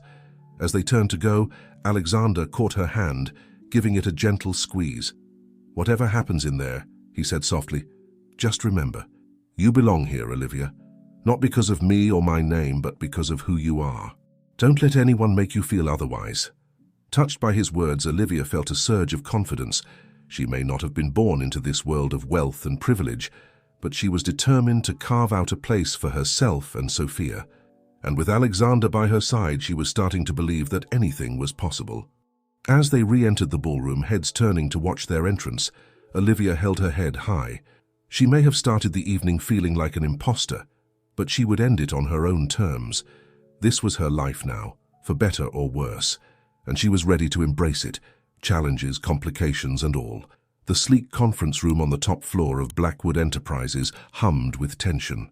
Alexander Blackwood sat at the head of the long table, his father Richard to his right as they faced the board of directors. The quarterly meeting had been progressing smoothly until Alexander dropped what felt like a bombshell, which is why I propose we allocate a significant portion of our philanthropic budget to educational initiatives in underserved communities, Alexander concluded, his voice firm despite the nervous energy coursing through him. The silence that followed was deafening. Alexander could feel his father's gaze boring into him, but he kept his eyes on the board members, gauging their reactions. Finally, Richard cleared his throat. "While my son's enthusiasm is admirable, I think we need to consider the practicality of such a large shift in our charitable giving. Our current initiatives have been carefully crafted to maximize positive publicity and tax benefits." Alexander felt a familiar surge of frustration. "With all due respect, Father, I believe we have a responsibility to do more than just maximize tax benefits. We have the resources to make a real difference in people's lives." One of the older board members, a man who had been with the company since before Alexander was born, spoke up.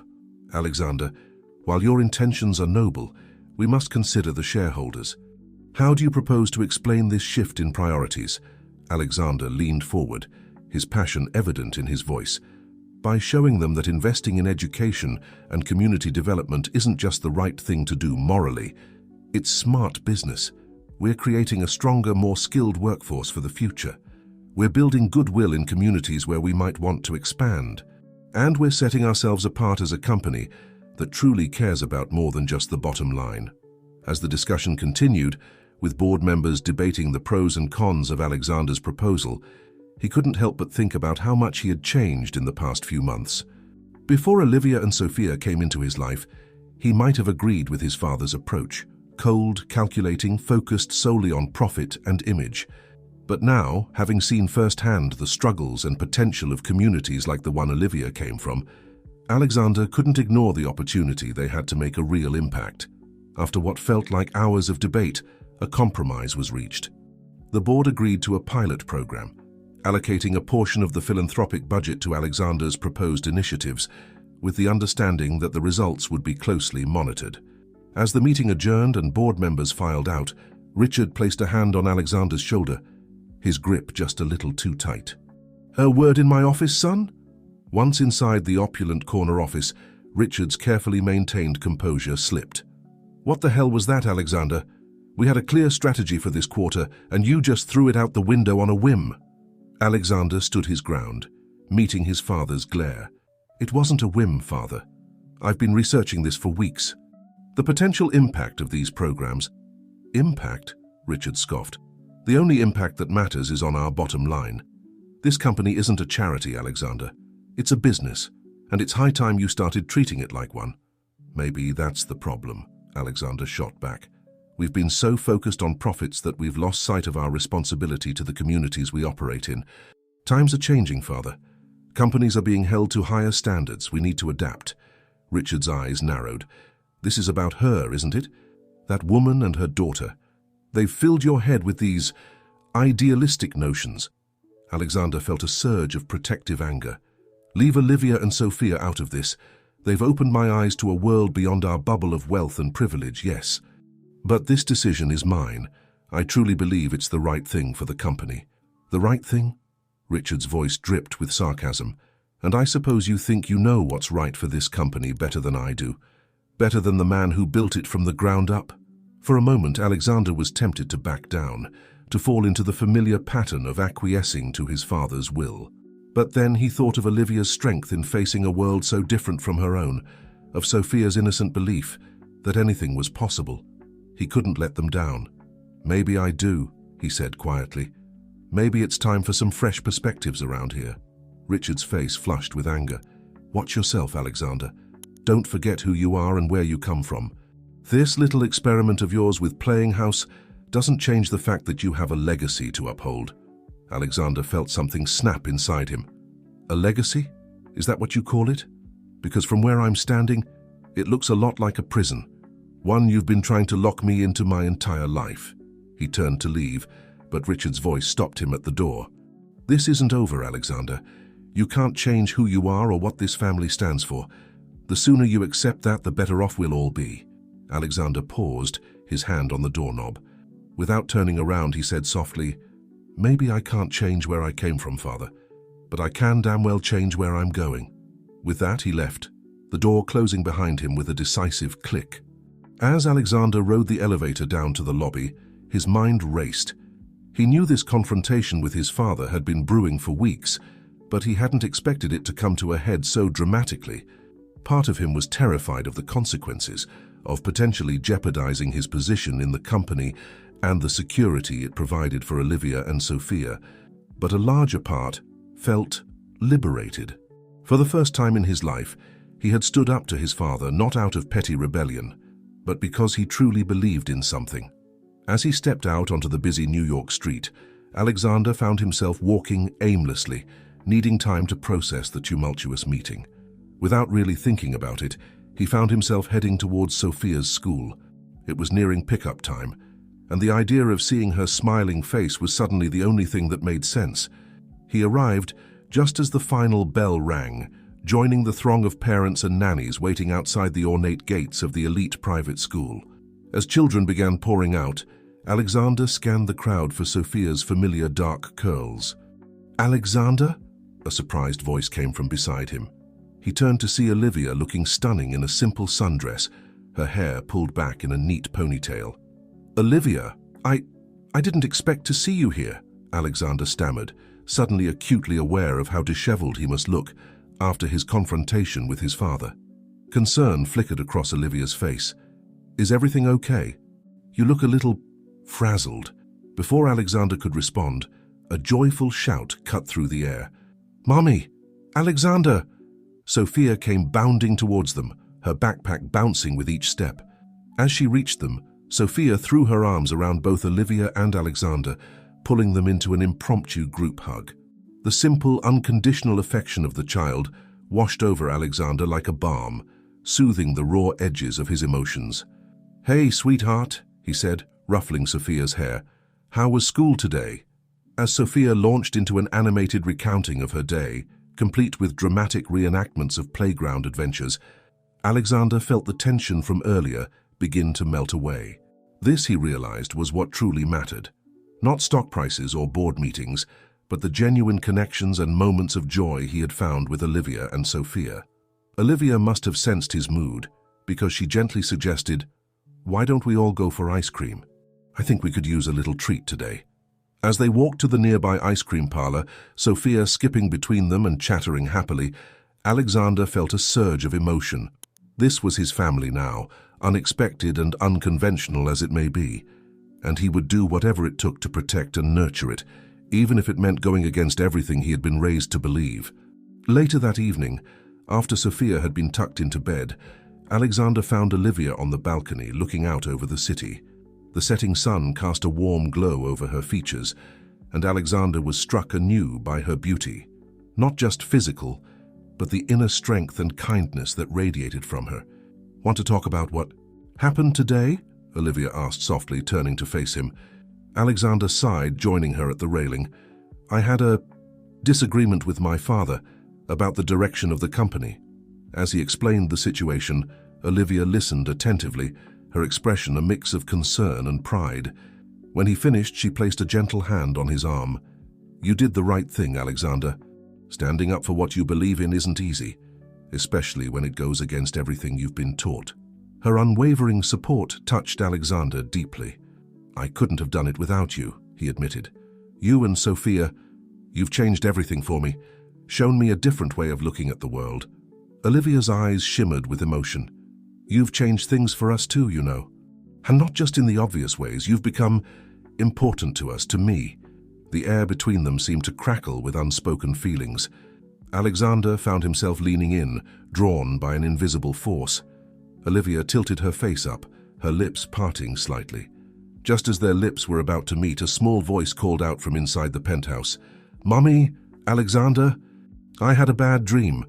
The moment broken, they pulled apart, sharing a rueful smile. "I'll go," Alexander said softly. "You get some rest." As he turned to comfort Sophia, Alexander felt a mix of frustration and tenderness. The timing might not have been right for that kiss, but he knew now with absolute certainty that his feelings for Olivia were real and growing stronger every day. Whatever challenges lay ahead, with his father, with the company, with navigating this unconventional family they were building, Alexander was ready to face them. Because for the first time in his life, he knew exactly what he was fighting for. The early morning sun filtered through the curtains of the penthouse, casting a warm glow over the kitchen where Olivia stood, absently stirring her coffee. Her mind was far away, replaying the conversation she'd had with Mrs. Gonzalez the night before. "Olivia, dear," her former neighbor had said, her voice crackling over the phone. "I hate to bother you, but, well, there's been some talk around the old neighborhood. Someone's been asking questions about you and Sophia." The news had sent a chill down Olivia's spine. She'd worked hard to leave her past behind, to create a stable life for Sophia. The idea that someone might be digging into that past filled her with dread. "Olivia?" Alexander's voice broke through her reverie. He entered the kitchen, already dressed for work, concern etched on his face. "Is everything okay? You seem distracted." Olivia forced a smile, not wanting to burden him with her worries. "I'm fine, just a little tired." "How are you feeling about today?" Alexander's expression tightened slightly. It was his first day back at the office since his confrontation with his father. "As ready as I'll ever be, I suppose. Father's going to be on the warpath, but I stand by what I said." Olivia reached out, squeezing his hand. "I'm proud of you, you know. Standing up for what you believe in isn't easy." Alexander's features softened as he looked at her, and for a moment Olivia thought he might kiss her. But then Sophia's voice rang out from down the hall, announcing she was ready for school, and the moment passed. As they went through their morning routine, getting Sophia ready, Alexander leaving for work with a lingering look at Olivia, she couldn't shake the feeling of unease that had settled over her. She needed to find out who was asking questions and why. Later that morning, after dropping Sophia off at school, Olivia found herself back in her old neighborhood. The familiar sights and sounds brought a mix of nostalgia and anxiety. This had been her home for so long, the place where she'd struggled and persevered as a single mother. Now it felt like a different world. She made her way to the community center where she used to volunteer, hoping to catch up with some of her old friends and maybe get some information.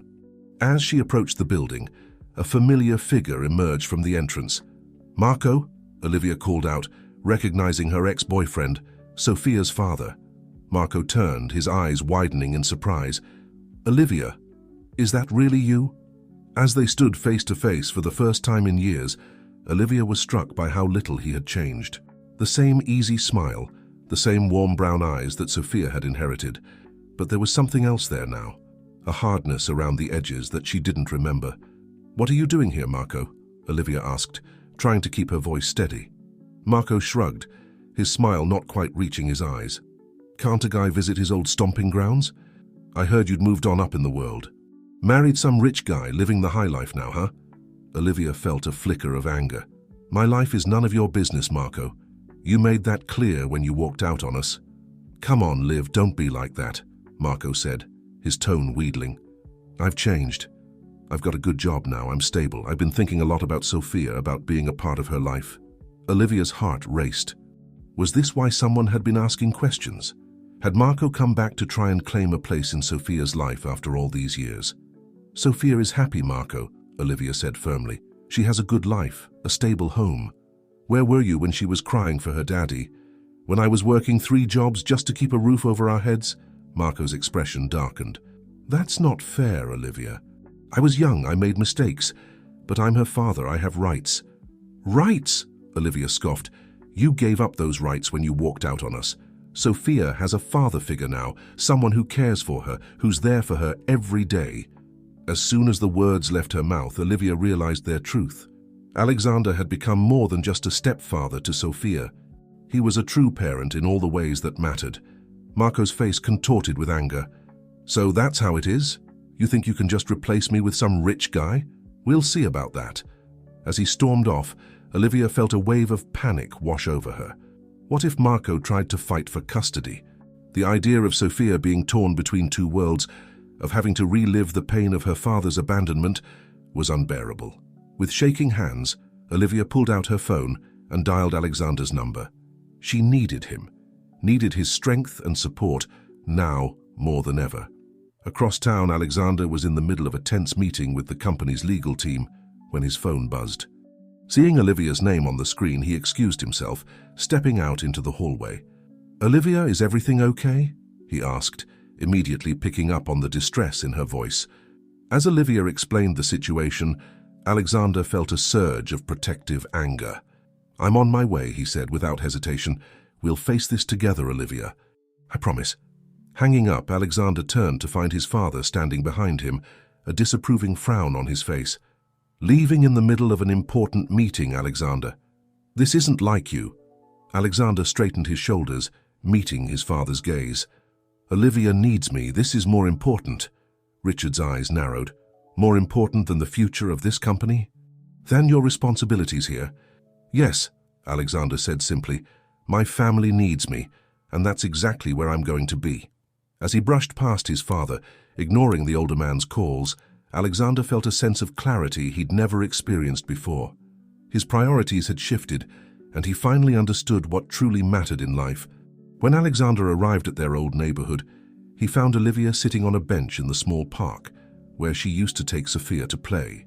Her face was pale, her eyes red-rimmed from crying. Without a word, he sat beside her, pulling her into his arms. Olivia melted into his embrace, her body shaking with silent sobs. "It's okay," Alexander murmured, stroking her hair. "I'm here. We'll figure this out together." As Olivia's tears subsided, she pulled back slightly, looking up at Alexander with a mix of gratitude and uncertainty. "I'm sorry," she whispered. "I didn't mean to pull you away from work. I didn't know who else to call." Alexander cupped her face gently, his thumb wiping away a stray tear. "Olivia, listen to me. You and Sophia are my family now. There's nowhere else I'd rather be than right here with you." The intensity in his eyes took Olivia's breath away. In that moment, all the feelings she'd been trying to suppress came rushing to the surface. Without thinking, she leaned in, pressing her lips to his in a desperate, passionate kiss. Alexander responded immediately, pulling her closer, pouring all his love and support into the kiss. When they finally broke apart, both breathless, Olivia felt a weight lift from her shoulders. Whatever challenges lay ahead, she knew they would face them together. "What do we do now?" she asked softly. Alexander's expression grew determined. "First, we talk to our lawyers. If Marco wants to try for custody, we'll be prepared. But more importantly, we need to talk to Sophia. She deserves to know what's happening, and to have a say in her own future." Olivia nodded, grateful for Alexander's level-headed approach. "You're right. We should pick her up from school early, talk to her at home where she feels safe." As they stood to leave, hand in hand, Olivia felt a mix of fear and hope. The road ahead would be challenging, but for the first time in her life, she didn't feel alone. She had Alexander by her side, a partner in every sense of the word. The confrontation with Marco had brought her past crashing into her present, threatening the new life she'd built. But it had also crystallized something for Olivia. Her feelings for Alexander were real, deep, and powerful. What had started as an arrangement had blossomed into true love, a foundation strong enough to weather any storm. As they made their way back to the car, Olivia squeezed Alexander's hand. "Thank you," she said softly, "for being here, for caring about Sophia, for everything." Alexander brought her hand to his lips, pressing a gentle kiss to her knuckles. "Always," he promised. "We're in this together, Olivia. You, me, and Sophia, we're a family, and nothing will change that." With renewed determination, they set off to face the challenges ahead, their bond stronger than ever. The future was uncertain, but as long as they had each other, Olivia knew they could handle whatever came their way. The penthouse was unusually quiet as Olivia and Alexander sat on the plush sofa, waiting for Sophia to return from her room. They had picked her up early from school, explaining that they had something important to discuss. Now, as they heard her small footsteps approaching, they exchanged a nervous glance. Sophia entered the living room, her big brown eyes wide with curiosity and a hint of worry. "Am I in trouble?" she asked, her voice small. Olivia's heart clenched. "No, sweetheart, not at all. Come here, sit with us." "Yeah, sit. We need to talk about something important." As Sophia settled between them, Alexander gave her shoulder a gentle squeeze. "Remember how we talked about different kinds of families?" he began, his voice soft and reassuring. Sophia nodded. "Like how some kids have two mummies or two daddies or just one parent." "That's right," Olivia said, taking a deep breath. "And you know how before we met Alexander, it was just you and me for a long time?" Sophia nodded again, her brow furrowing slightly. "Because my real daddy wasn't around." Olivia and Alexander exchanged a look over Sophia's head. This was the moment of truth. "Well, sweetie," Olivia continued, her voice trembling slightly, "your biological father, the man who helped make you, he's back in town. And he wants to meet you." Sophia's eyes widened. "My real daddy, he wants to see me." Alexander felt a pang in his chest at the words, "real daddy," but he pushed it aside. This wasn't about him. It was about what was best for Sophia. "Yes, honey," Olivia said, stroking Sophia's hair, "but I want you to understand something very important. Just because he's your biological father doesn't mean you have to see him if you don't want to. And it doesn't change anything about our family. You, me, and Alexander." Sophia was quiet for a moment, processing this information. Then she looked up at Alexander, her eyes filled with a mix of confusion and worry. "Does this mean you won't be my daddy anymore?" Alexander felt his throat tighten with emotion. He knelt down in front of Sophia, taking her small hands in his. "Sophia, listen to me. I love you, and nothing will ever change that. Whether you decide to meet your biological father or not, I will always be here for you. Always." Tears welled up in Sophia's eyes as she threw her arms around Alexander's neck. "I love you too, Daddy," she whispered. Olivia watched the scene unfold, her own eyes brimming with tears. In that moment, she knew without a doubt that they had made the right decision in being honest with Sophia. As they spent the rest of the evening talking through Sophia's questions and concerns, Olivia marveled at her daughter's resilience and maturity. Sophia decided that she did want to meet Marco, but she was clear that she wanted Alexander there too. "He's my daddy now," she insisted. "I want him to meet my other daddy." Later that night, after Sophia had gone to bed, Olivia and Alexander sat on the balcony, looking out over the city lights. The events of the day had left them both emotionally drained, but somehow stronger as a unit. "You were amazing with her," Olivia said softly, leaning her head on Alexander's shoulder. "The way you handled everything. I couldn't have asked for a better partner in this." Alexander wrapped his arm around her, pulling her close.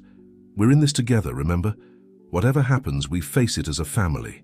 As they sat in comfortable silence, both lost in thought, Alexander's phone buzzed with a message. He glanced at it and sighed. "Everything okay?" Olivia asked, sensing his tension. Alexander ran a hand through his hair. "It's my father. He wants to meet tomorrow to discuss my recent behavior and future with the company." He let out a humorless chuckle. "I'm pretty sure that translates to, 'fall back in line or else.'" Olivia sat up, turning to face him. "What are you going to do?" Alexander was quiet for a moment, his gaze distant. Then he looked at Olivia, his eyes filled with a mixture of determination and vulnerability. "I'm going to tell him the truth, that my priorities have changed, that you and Sophia are the most important things in my life now, and if he can't accept that, Then maybe it's time for me to step away from the company. Olivia's eyes widened. Alexander, are you sure? The company? It's your legacy, your future. He shook his head, taking her hands in his. No, Olivia, you and Sophia are my future. The company is just a job. A job I care about, yes, but not at the expense of our family. Olivia felt her heart swell with love and admiration for this man who had come into her life so unexpectedly and changed everything. She leaned in, kissing him softly. Whatever you decide, I'm with you. We're with you. The next morning, as Alexander prepared to leave for his meeting with Richard, there was a palpable tension in the air. Sophia, picking up on the adult's stress, was unusually quiet as she ate her breakfast. Just as Alexander was about to head out, Sophia ran up to him, wrapping her arms around his waist. Good luck with your daddy, she said, looking up at him with those big brown eyes. Remember, families stick together no matter what. Alexander felt his throat tighten with emotion. He knelt down, hugging Sophia tightly. You're absolutely right, sweetheart. Thank you for reminding me. As he stood, he saw Olivia watching them, her eyes shining with unshed tears. She stepped forward, straightening his tie. Go show them what you're made of, she said softly. We'll be here when you get back. With a final kiss for Olivia and a ruffle of Sophia's hair, Alexander left, feeling more certain than ever about his path forward. The Blackwood Enterprises boardroom was tense as Alexander faced his father and the other board members. Richard Blackwood's face was a mask of stern disapproval as he addressed his son. Alexander, your recent behavior has been cause for concern, Richard began, his voice cold. Your new initiatives, your sudden absences, your apparent lack of commitment to this company's future. It's time to decide where your loyalties lie. Alexander took a deep breath, thinking of Olivia and Sophia, of the family they were building together. When he spoke, his voice was calm and resolute. My loyalties lie with doing what's right, he said. For this company, yes, but also for the communities we serve, for the people who work for us, and for my family. Richard's eyes narrowed. Your family? You mean that woman and her child? They're not your real family, Alexander. This company, this legacy, that's your true family. Alexander felt a surge of anger, but he kept his composure. No, Father. Olivia and Sophia are my family now, and they've taught me more about love, compassion, and what really matters in life than I ever learned in this boardroom. He stood, looking each board member in the eye. I believe this company has the potential to do real good in the world, to be more than just a profit machine. If you can't see that, if you can't accept that I'm not going to be the cutthroat businessman you want me to be, then perhaps it's best if I step down from my position. A murmur ran through the room. Richard's face flushed with anger. You would throw away everything we've built? For what?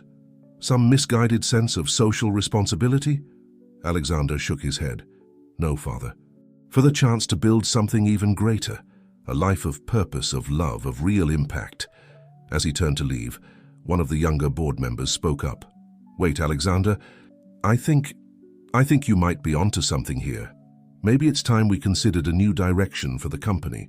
Others began to nod, a spark of interest in their eyes. Richard looked around the room, realizing he was losing control of the narrative. This isn't over, he growled at Alexander. We'll continue this discussion later. As Alexander left the boardroom, he felt a weight lift from his shoulders. He had stood his ground, had been true to himself and the values he now held dear. Whatever came next, he knew he had made the right choice. Arriving home, he found Olivia and Sophia waiting anxiously. As soon as he walked through the door, they enveloped him in a group hug.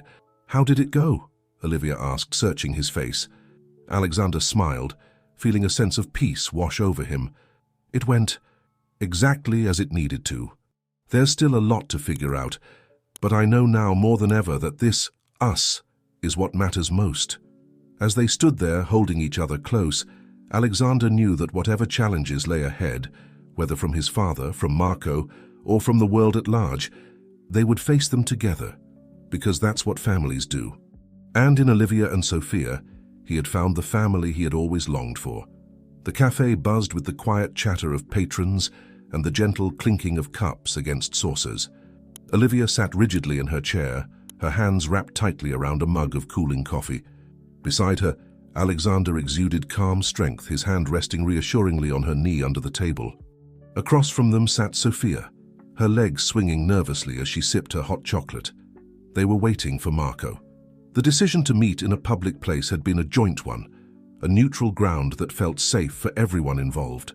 As the minutes ticked by, Olivia found herself second-guessing their choice to allow this meeting at all. But one look at Sophia's face, a mixture of excitement and apprehension, reminded her why they were here. The bell above the cafe door chimed, and Olivia's head snapped up. Marco walked in, his eyes scanning the room until they landed on their table. For a moment he froze, taking in the sight of his daughter. Sophia's grip on her mug tightened as she looked up at the man approaching their table. "Is that him, Mommy?" she whispered. Olivia nodded, finding her voice. "Yes, sweetheart, that's Marco." As Marco reached their table, an awkward silence fell over the group. Alexander stood, extending his hand. "Marco, I'm Alexander Blackwood. We spoke on the phone." Marco shook his hand, his eyes never leaving Sophia. "Thank you for arranging this," he said, his voice thick with emotion. Finally, he turned to Olivia. "Liv," he said softly, "you look good." Olivia managed a tight smile. "Hello, Marco, please sit down." As Marco took his seat, Sophia looked between the adults, her brow furrowed in confusion. Alexander gently prompted her. "Sophia, do you want to introduce yourself?" Sophia straightened in her chair, summoning her courage. "Hi," she said, her voice small but clear. "I'm Sophia. I'm 7 years old, and I like drawing and playing soccer." Marco's face broke into a wide smile. "Hi, Sophia. It's really great to meet you. I like soccer too. Maybe we could play together sometime?" Olivia felt a pang in her chest at the hopeful look on Marco's face. She reminded herself that this meeting was for Sophia's benefit, to give her daughter the chance to know her biological father if she chose to. As the conversation progressed, with Marco asking Sophia about school and her hobbies, Olivia found herself studying the man she had once loved. He seemed different, more mature perhaps, with a steadiness that hadn't been there before. But there was also a nervousness to him, a desperation to connect that made her wary. Alexander, sensing Olivia's tension, stepped in smoothly. "Sophia, why don't you show Marco some of your drawings? You brought your sketchbook, right?" Sophia nodded eagerly, pulling out her book and flipping it open. As she showed Marco her colorful creations, explaining each one in detail, Olivia felt a mix of pride and protection wash over her. "This is our family," Sophia said, pointing to a drawing of 3 stick figures, one tall with curly hair, one with long straight hair and a smaller figure between them. "That's Mommy, that's me, and that's Daddy Alexander." Marco's smile faltered for a moment, but he quickly recovered. "It's a beautiful drawing, Sophia. You're very talented." As the meeting drew to a close, Marco looked at Olivia and Alexander. I'd like to be a part of Sophia's life if you'll let me. I know I have a lot to make up for, but I want to try."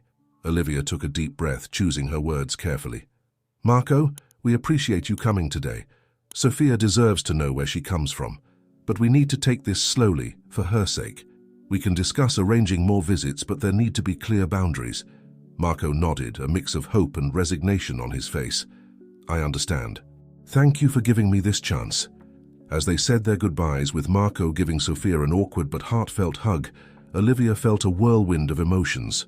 She was proud of Sophia's maturity, grateful for Alexander's unwavering support, and apprehensive about what Marco's presence in their lives might mean. Later that evening, after Sophia had gone to bed, Olivia and Alexander sat on the balcony of their penthouse, processing the day's events. "You were amazing today," Alexander said softly, pulling Olivia close. "The way you handled everything, putting Sophia's needs first. You're an incredible mother." Olivia leaned into his embrace, feeling the tension of the day begin to melt away. "I couldn't have done it without you," she murmured. "The way you were with Sophia, how you supported both of us. Alexander, I don't know how to thank you." Alexander tilted her chin up, meeting her eyes. "You don't need to thank me, Olivia. We're a family. This is what families do. We support each other no matter what." As they sat in comfortable silence, looking out over the glittering city skyline, Olivia found herself reflecting on the journey that had brought them to this point. What had started as an arrangement, a business deal of sorts, had blossomed into something real and precious. "What are you thinking?" Alexander asked, noticing her pensive expression. Olivia turned to him, her eyes shining with unshed tears. I'm thinking about how lucky I am, how lucky Sophia is. When I agreed to this marriage, I never dreamed it could turn into this. Alexander's face softened with emotion. Olivia, I need you to know something. This, you and Sophia, you're not just some obligation to me. You're my heart, my home. I love you both more than I ever thought possible. The words hung in the air between them, a declaration that had been building for months. Olivia felt her heart swell with joy and love. We love you too, Alexander, so much. As their lips met in a tender kiss, Olivia knew that whatever challenges lay ahead, whether from Marco, from Alexander's father, or from the world at large, they would face them together, because that's what real families did. Inside the penthouse, unbeknownst to the adults, Sophia sat on the stairs, a small smile on her face as she watched her parents through the glass doors. She may not have understood all the grown-up complications, but she knew one thing for certain. She had a family that loved her, and that was all that mattered. As she quietly made her way back to bed, Sophia felt a sense of peace settle over her. Meeting Marco had been interesting, and she was curious to know more about him. But Alexander was her daddy, the one who read her bedtime stories, who cheered at her soccer games, who made her mum smile in a way she'd never seen before. Snuggling under her covers, Sophia closed her eyes, her heart full of love for her unconventional but perfect family. Whatever happened next, she knew they would face it together, because that's what the Blackwoods did. Weeks had passed since Sophia's first meeting with Marco, and life in the Blackwood household had settled into a new rhythm. The initial tension had eased, replaced by a cautious optimism as they navigated this new chapter in their lives. On a sunny Saturday morning, Olivia stood in the kitchen preparing breakfast as Alexander helped Sophia with her latest art project at the dining table. The domestic scene was interrupted by the chime of Olivia's phone. "It's Marco," she said, a slight frown creasing her brow as she read the message. "He wants to know if he can take Sophia to the zoo this afternoon." Alexander looked up, his expression careful. "What do you think?" Olivia sighed, setting down her phone. "I don't know. We've had a few short visits, but this would be the first time he's taken her out alone." Sophia's eyes lit up. "Can I go, Mommy? Please? Marco said he'd show me how to draw animals last time." Olivia and Alexander exchanged a look, having one of their silent conversations that had become so natural over the past months. "Okay," Olivia said finally. "But I want you to keep your phone on you at all times, and call us if you need anything at all, okay?" Sophia nodded eagerly, her excitement palpable. As she raced off to get ready, Alexander stood and wrapped his arms around Olivia from behind. "Are you sure about this?" he asked softly. Olivia leaned back into his embrace. "No," she admitted, "but we have to give him a chance, right?" "For Sophia's sake." Alexander pressed a kiss to her temple. "You're an amazing mother, you know that, always putting Sophia first." As they watched Sophia bounce out the door with Marco later that afternoon, Olivia felt a mix of emotions swirling in her chest. Pride at her daughter's resilience and openness, worry about what Marco's increasing presence in their lives might mean, and an overwhelming gratitude for Alexander's unwavering support through it all. "So," Alexander said, closing the door behind Sophia, "what should we do with our unexpected free afternoon?" Olivia smiled, some of her tension easing. "Well, I can think of a few things." Hours later, as they lay tangled in the sheets of their bed, Olivia's phone buzzed with a text. She reached for it, her heart rate quickening when she saw it was from Sophia. "Everything okay?" Alexander asked, propping himself up on an elbow. Olivia read the message, a small smile tugging at her lips. "She's fine. Apparently Marco bought her a stuffed penguin, and they're having ice cream before heading home." Alexander's brow furrowed slightly. "A stuffed penguin? Isn't that the same thing you got her on our first trip to the zoo?" Olivia finished. "Yes, it is." A moment of silence stretched between them, the implications hanging in the air. Marco was trying, perhaps too hard, to bond with Sophia, to make up for lost time. But in doing so, he was inadvertently stepping on toes, replicating moments that Alexander had shared with Sophia. "I'm sure he didn't know," Olivia said softly, seeing the conflict in Alexander's eyes. Alexander nodded, but Olivia could see the hint of hurt he was trying to hide. She cupped his face gently, making him meet her gaze. "Hey," she said, "you know you're Sophia's dad, right? In all the ways that truly matter. A stuffed penguin doesn't change that." Alexander managed a small smile. "I know. It's just, I guess I'm still getting used to sharing her." Olivia kissed him softly. "We both are, but we'll figure it out. Together." When Sophia returned home, bubbling with excitement about her day at the zoo, Olivia and Alexander listened attentively, sharing smiles over her enthusiasm. But as Sophia pulled out her new stuffed penguin, Olivia saw Alexander's smile falter for just a moment. "Look, Daddy," Sophia exclaimed, holding up the toy. "Isn't he cute? I named him Waddles, just like the one you got me." Alexander's expression softened, touched by Sophia's innocent gesture to include him. "He's wonderful, sweetheart. Maybe Waddles would like a friend to keep him company." As Sophia raced off to introduce her new penguin to its stuffed animal companions, Olivia squeezed Alexander's hand. "You're a good man, Alexander Blackwood," she murmured. The next few weeks brought more changes, as Marco became a more regular presence in their lives. He would pick Sophia up from school occasionally, take her to soccer practice, or spend an afternoon helping with her art projects. While Sophia seemed to be thriving with the additional attention, Olivia couldn't help but notice the subtle shifts in their family dynamic. One evening, as they prepared dinner together, Alexander broached the subject that had been weighing on both their minds. "Olivia," he began hesitantly, "I've been thinking, maybe we should consider formalizing my role in Sophia's life. Legally, I mean." Olivia paused in her chopping, looking up at him. "You mean adoption?" Alexander nodded. "I know it's a big step, and I don't want to pressure you or Sophia, but with Marco back in the picture, I want to make sure my place in Sophia's life is secure." Olivia felt a lump form in her throat, overwhelmed by the depth of Alexander's commitment to their family. "Oh, Alexander," she whispered, "I think that's a wonderful idea. But are you sure? Once it's done, there's no going back." Alexander set down the spoon he was holding and took Olivia's hands in his. "Olivia, I've never been more sure of anything in my life. You and Sophia, you're my family, my home. I want to make it official in every way possible." Tears welled up in Olivia's eyes as she pulled Alexander into a tight embrace. "I love you," she murmured against his chest. "We both do so much." As they held each other in the kitchen, both lost in the emotion of the moment, they didn't notice Sophia standing in the doorway, a bright smile on her face. She had heard enough to understand the gist of their conversation, and her heart swelled with joy at the thought of Alexander becoming her official daddy.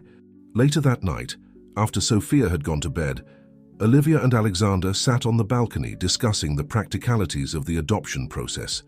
"We'll need to talk to Marco," Olivia said softly. "He'll have to agree to terminate his parental rights." Alexander nodded, his expression serious. "Do you think he will?" Olivia sighed, looking out over the city lights. "I don't know. He seems genuinely committed to being part of Sophia's life now, but he also knows he has a lot to make up for. We'll just have to be honest with him, explain our reasons." As they continued to talk, mapping out their next steps, neither of them could have anticipated the storm that was brewing on the horizon. Marco's reaction to their adoption plans would test the strength of their family in ways they never expected, forcing them all to confront difficult truths and make heart-wrenching decisions. But for now, in the quiet of the night, with the woman he loved by his side, and the daughter of his heart sleeping peacefully inside, Alexander felt a sense of peace and purpose he'd never known before. Whatever challenges lay ahead, he knew they would face them as they had everything else, together as a family. The restaurant buzzed with the low murmur of conversation and the clink of silverware against plates. Olivia sat across from Marco, her hands wrapped tightly around a mug of coffee, steeling herself for the conversation ahead. They had agreed to meet without Sophia or Alexander present, a decision that now felt both wise and terribly uncomfortable. "So," Marco said, leaning back in his chair with a forced casualness that didn't quite mask his tension, "what's this important thing you wanted to talk about, Liv?" Olivia took a deep breath, reminding herself that this was for Sophia's benefit. "Marco, you know how much it means to Sophia that you're back in her life, and I appreciate the effort you've been making." Marco's eyes narrowed slightly. But, Olivia continued, her voice steady, "Alexander and I have been discussing something important. He wants to legally adopt Sophia. The words hung in the air between them, heavy with implication. Marco's face went through a range of emotions, surprise, anger, hurt, before settling into a hard mask. "Adopt her?" he said, his voice low and tight. "You mean take my place as her father?" Olivia shook her head. "No one can take your place as Sophia's biological father, Marco, but Alexander has been there for her every day for months now. He loves her like his own." Marco's fist clenched on the table. "And I don't? I'm her real father, Olivia. I may have made mistakes, but I'm here now. I'm trying." "I know you are," Olivia said softly, "and I'm not trying to diminish that. But this isn't about you or me or Alexander. It's about what's best for Sophia." Marco let out a bitter laugh. "What's best for Sophia? And you think that's cutting me out of her life?" "No one's cutting you out," Olivia insisted. "You'd still be a part of her life, but Alexander would have legal rights and responsibilities. It would provide stability, security." "Stability?" Marco's voice rose slightly, drawing glances from nearby tables. He lowered it again, leaning in. "You mean the kind of stability his money can buy? Is that what this is about, Liv? You found yourself a rich husband and now you want to erase your past?" Olivia felt a flash of anger. "That's not fair, Marco. You know that's not what this is about." Marco ran a hand through his hair, frustration evident in every line of his body. "Do I? Because from where I'm sitting, it looks like you're trying to replace me with your perfect new family." "Marco, please," Olivia pleaded. "Try to understand. This isn't about replacing you. It's about giving Sophia the security of knowing that both the parents she lives with have legal rights to care for her." For a moment, Marco was quiet, his eyes focused on the table. When he looked up, there was a determination in his gaze that made Olivia's heart sink. "No," he said firmly, "I won't sign away my rights to my daughter. If Alexander wants to adopt her, he'll have to go through me in court." Olivia felt the blood drain from her face. "You'd put Sophia through a custody battle?" Marco stood, his chair scraping loudly against the floor. "If that's what it takes to protect my relationship with my daughter, then yes. I'm not giving up without a fight, Olivia. You should know that by now." As he stormed out of the restaurant, Olivia sat frozen, her mind reeling.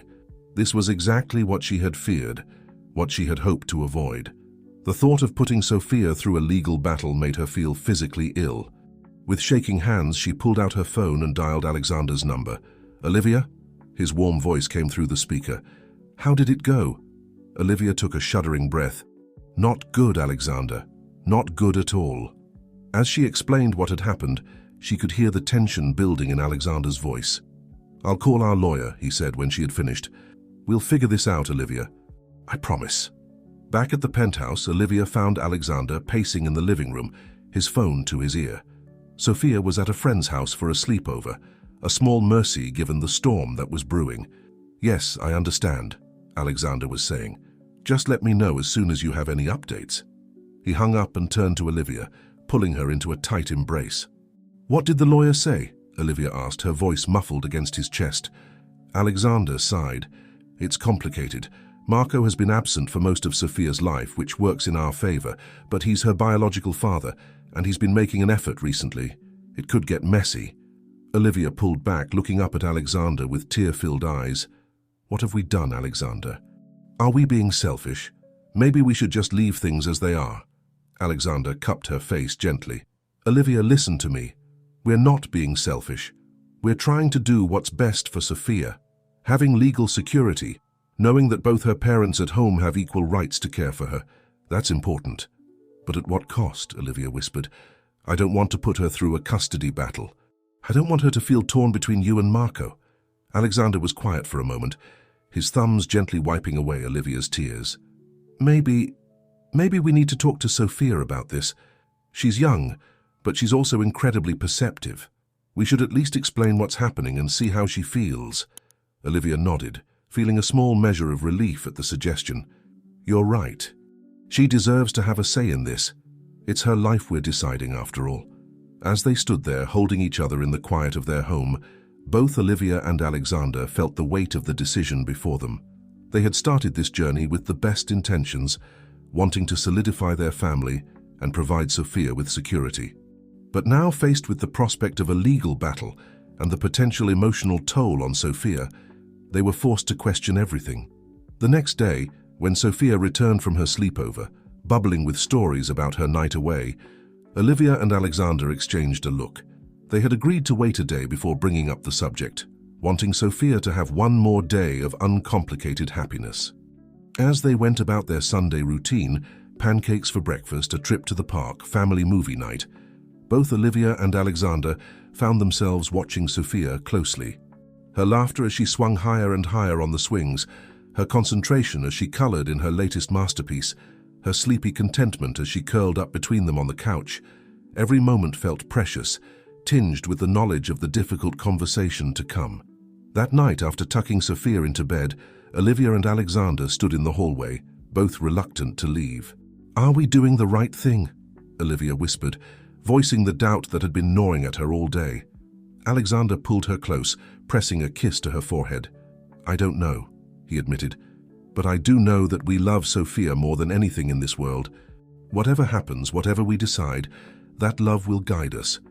As they retreated to their bedroom, both lost in thought about the challenges that lay ahead, neither of them noticed the small figure that had crept to the doorway of Sophia's room. Sophia stood there, her stuffed penguin clutched tightly to her chest, her young mind trying to make sense of the worry she had sensed in her parents all day. She didn't know what was coming, but she knew one thing for certain. She loved her mom, her dad Alexander, and even Marco, in her own way. And she hoped, with all the fierce determination of a 7-year-old, that love would be enough to keep her family together, no matter what. The morning light filtered through the curtains of the Blackwood penthouse, casting a soft glow over the family gathered in the living room. Olivia and Alexander sat on the couch, with Sophia between them, her small form dwarfed by the plush cushions. The air was thick with unspoken tension, a stark contrast to their usual weekend morning routine. "Sweetheart," Olivia began, her voice gentle, "Daddy Alexander and I need to talk to you about something important.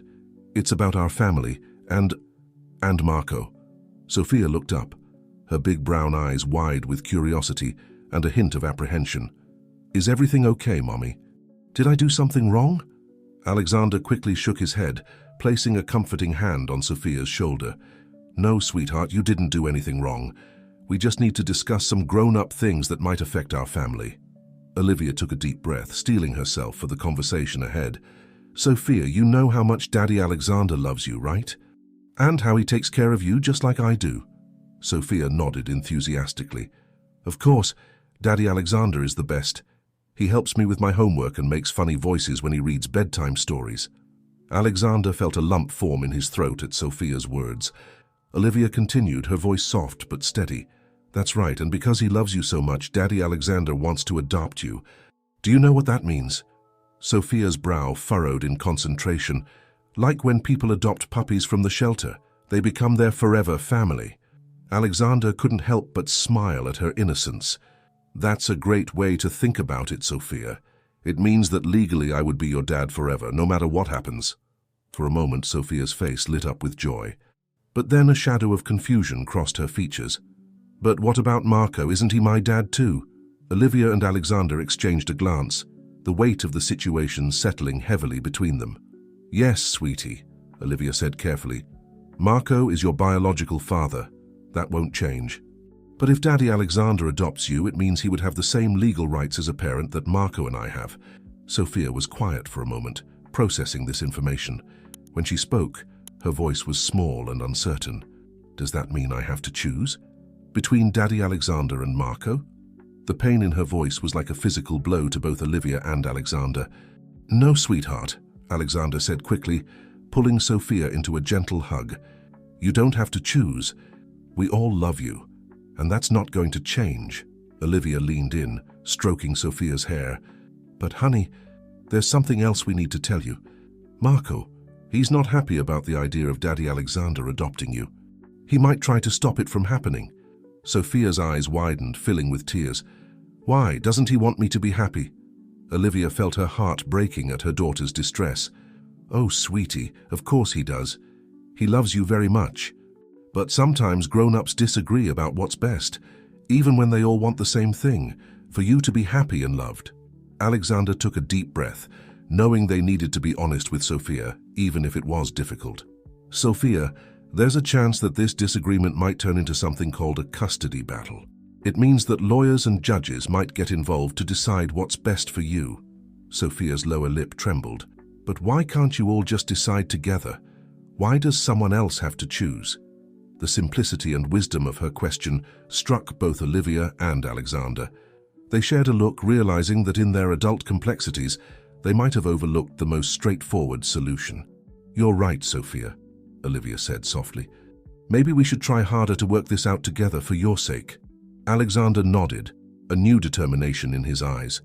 "We'll do our best to avoid putting you through any more stress, sweetheart. Your happiness is what matters most to all of us." Sophia looked between them, her young face serious. "I love you, Mommy. And I love you, Daddy Alexander. And I love Marco too, even if he wasn't here before.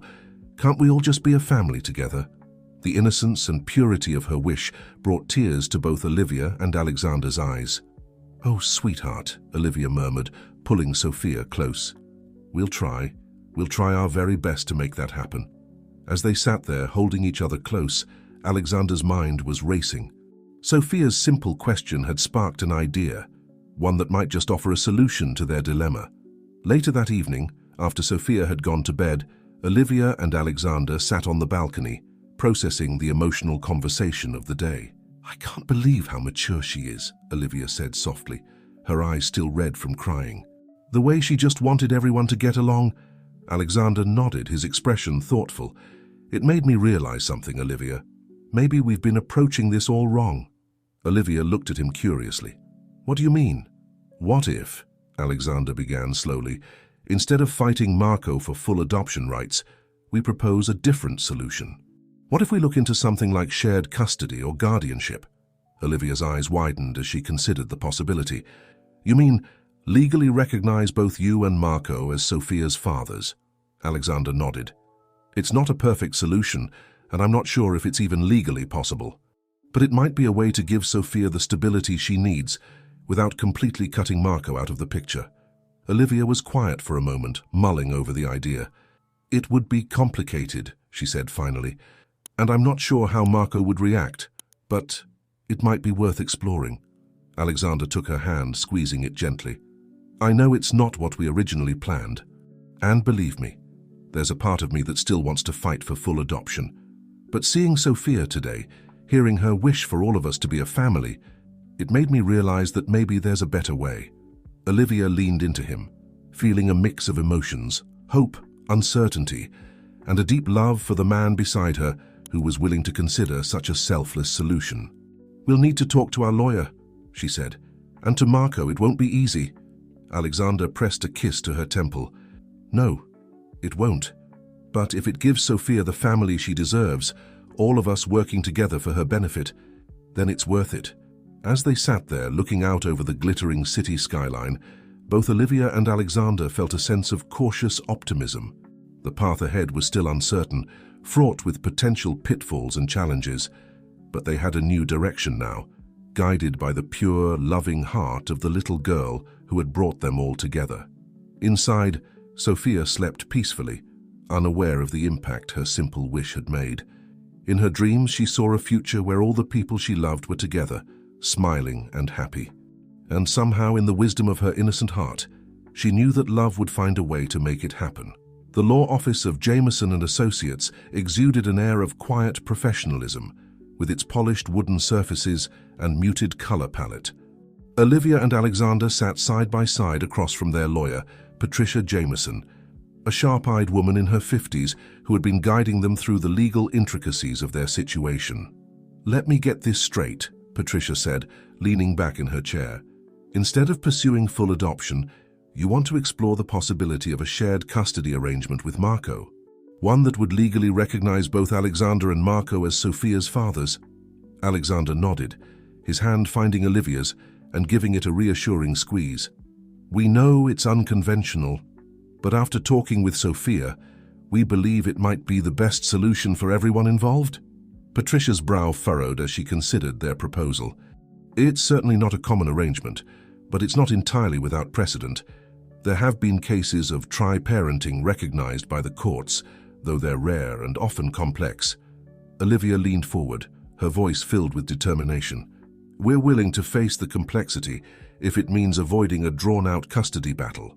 Sophia deserves to have all the people who love her in her life without feeling torn between them." The lawyer nodded slowly, a hint of admiration in her eyes. "It's a noble goal, and I commend you both for putting Sophia's needs first. However, you need to be prepared for the challenges ahead.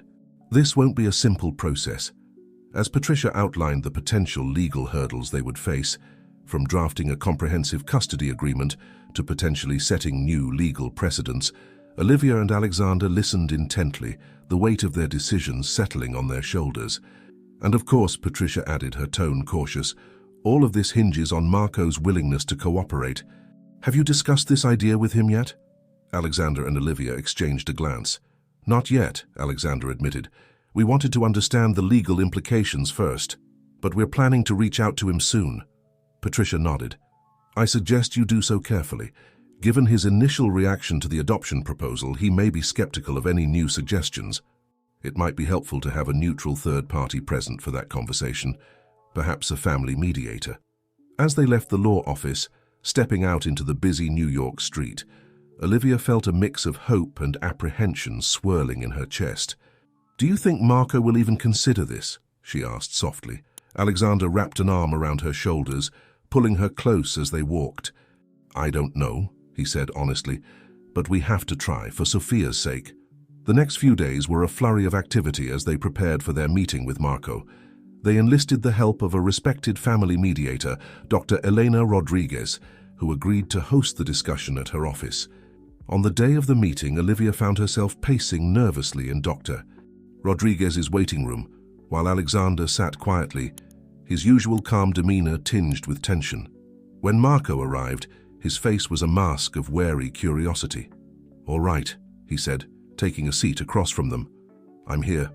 What's this all about?" Dr. Rodriguez introduced herself and explained her role before turning the floor over to Olivia and Alexander. With a deep breath, Olivia began to outline their proposal. As she spoke, Marco's expression shifted from skepticism to disbelief, to a complex mix of emotions that was hard to decipher. When she finished, a heavy silence filled the room. "Let me get this straight," Marco said finally, his voice tight with controlled emotion. "You want me to agree to share custody of my daughter with him?" He jerked his head towards Alexander. Alexander leaned forward, his voice calm but earnest. "Marco, I know this is a lot to take in, but we're not trying to take Sophia away from you. We're offering a chance for all of us to be part of her life, legally and emotionally." Marco let out a bitter laugh. "And I'm supposed to believe that? After you tried to adopt her behind my back?"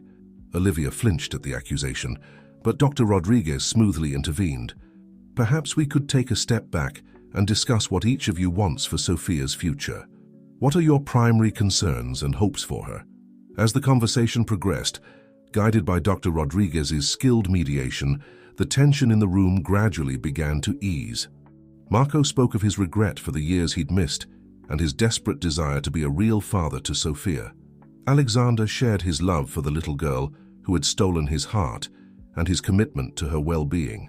And Olivia, tears in her eyes, talked about her dream of giving Sophia a stable, loving family, one that included all the people who cared for her.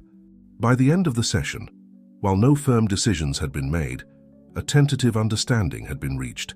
Marco agreed to consider the proposal and to meet again to discuss the details further. As they left Dr. Rodriguez's office, Marco pulled Olivia aside. "Liv," he said softly, "I need you to know, I'm not trying to disrupt your life. I just want to be there for Sophia." Olivia nodded, feeling a glimmer of hope. "I know, Marco, that's all any of us want." Over the next few weeks, a delicate dance began as the three adults in Sophia's life worked to navigate their new reality.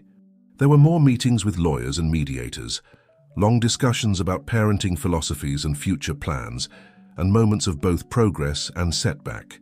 Through it all, Sophia remained at the center of their efforts. They agreed to be honest with her about the process, explaining in age-appropriate terms what they were trying to do. One evening, as Olivia tucked Sophia into bed, the little girl looked up at her with those wise brown eyes. "Mommy," she said softly, "are you and Daddy Alexander and Marco all going to be my family now?" Olivia smoothed back Sophia's curls, her heart full of love. "We're trying, sweetheart. We're all working very hard to make that happen." Sophia nodded solemnly.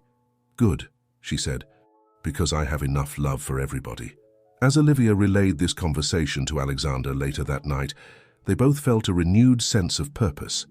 The path they had chosen was far from easy, filled with legal complexities and emotional hurdles. But with Sophia's pure loving heart as their guide, they knew they were moving in the right direction. The journey ahead would be challenging. There would be difficult conversations, moments of doubt and hurdles to overcome. But as Olivia and Alexander stood on their balcony, looking out over the city they called home, they felt a sense of hope for the future. "We're doing the right thing," Alexander said softly, pulling Olivia close. She nodded, leaning into his embrace. "It won't be easy," she murmured. "No," he agreed. "But the best things in life rarely are." As they stood there wrapped in each other's arms, they both silently renewed their commitment to Sophia, to each other, and to the unconventional but loving family they were working to build. The road ahead might be long and winding, but with love as their compass, they were ready to face whatever challenges lay ahead. The autumn air was crisp as Olivia stood outside Sophia's school, her breath forming small clouds in the cool morning. She checked her watch, a mixture of anxiety and anticipation churning in her stomach. Today was the first day of their new custody arrangement, and Marco would be picking Sophia up from school. As the bell rang and children began pouring out of the building, Olivia spotted Sophia's familiar curls bouncing as she ran towards her. "Mommy!" Sophia called out, throwing her arms around Olivia's waist. "Is Marco here yet?" Olivia smoothed her daughter's hair, forcing a smile. "Not yet, sweetheart, but he should be here soon." As if on cue, Marco's car pulled up to the curb. He stepped out, looking slightly out of place in his work clothes among the sea of nannies and stay-at-home parents. "Hey, Munchkin," he called out, a broad smile on his face as Sophia ran to hug him. Olivia approached, her posture stiff but polite. "Hi, Marco. Remember, she has soccer practice at 4, and she needs to finish her science project tonight." Marco nodded, a flicker of irritation passing over his face. "I got it, Liv. We went over this yesterday." Sophia looked between them, her smile faltering slightly. Olivia quickly knelt down to her level. "Have a great time with Marco, sweetie. I'll see you tomorrow after school, okay?" As she watched Marco's car drive away, Sophia waving from the back seat, Olivia felt a lump form in her throat. This was what they had agreed to, what was best for Sophia, but it didn't make it any easier to watch her daughter leave with someone else. Back at the penthouse, Alexander was waiting, a comforting presence as Olivia walked through the door. "How did it go?" he asked softly, pulling her into a hug. Olivia sighed, melting into his embrace. "It was okay." Sophia seemed excited. "I just hope Marco remembers everything." Alexander pulled back slightly, meeting her eyes. "He will, and if he doesn't, we'll figure it out. That's what co-parenting is all about, right?" Olivia nodded, grateful for his steady support. As they moved into the kitchen to prepare dinner, the penthouse felt strangely quiet without Sophia's usual chatter and laughter. Meanwhile, across town, Marco was experiencing his own mix of emotions as he helped Sophia with her homework. "So the water cycle starts with evaporation, right?" he asked, peering at her science textbook. Sophia nodded enthusiastically. "Uh-huh. And then it goes up into the clouds, and that's called condensation." Marco grinned, ruffling her hair. "Look at you, smarty pants. You get your brains from your old man, you know." Sophia giggled, but then her face grew serious. "Marco, can I ask you something?" "Sure, kiddo, what's up?" Sophia fidgeted with her pencil. "Why weren't you around before?" "When I was little." Marco felt his heart drop. He had known this question would come eventually, but he still wasn't prepared for it. Taking a deep breath, he turned to face Sophia fully. "That's a really good question, Munchkin.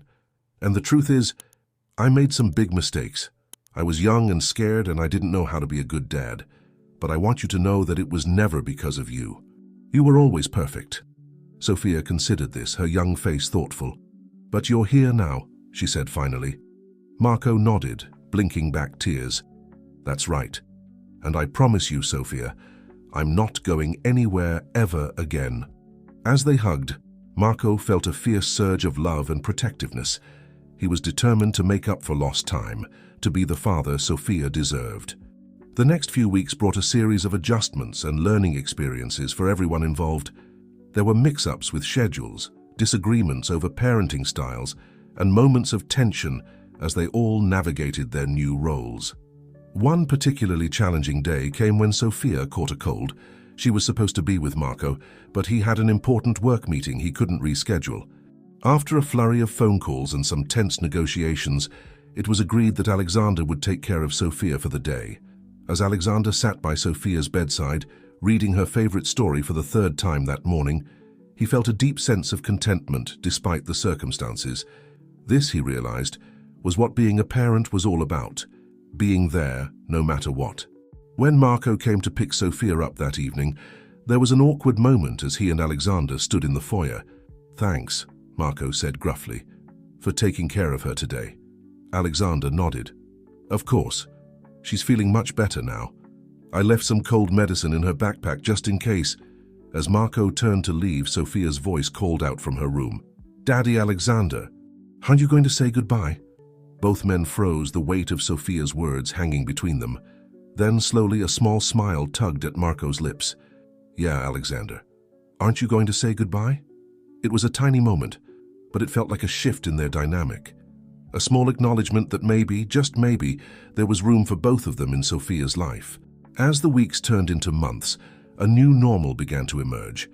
Family dinners became a regular occurrence with all 4 adults and Sophia gathered around the table.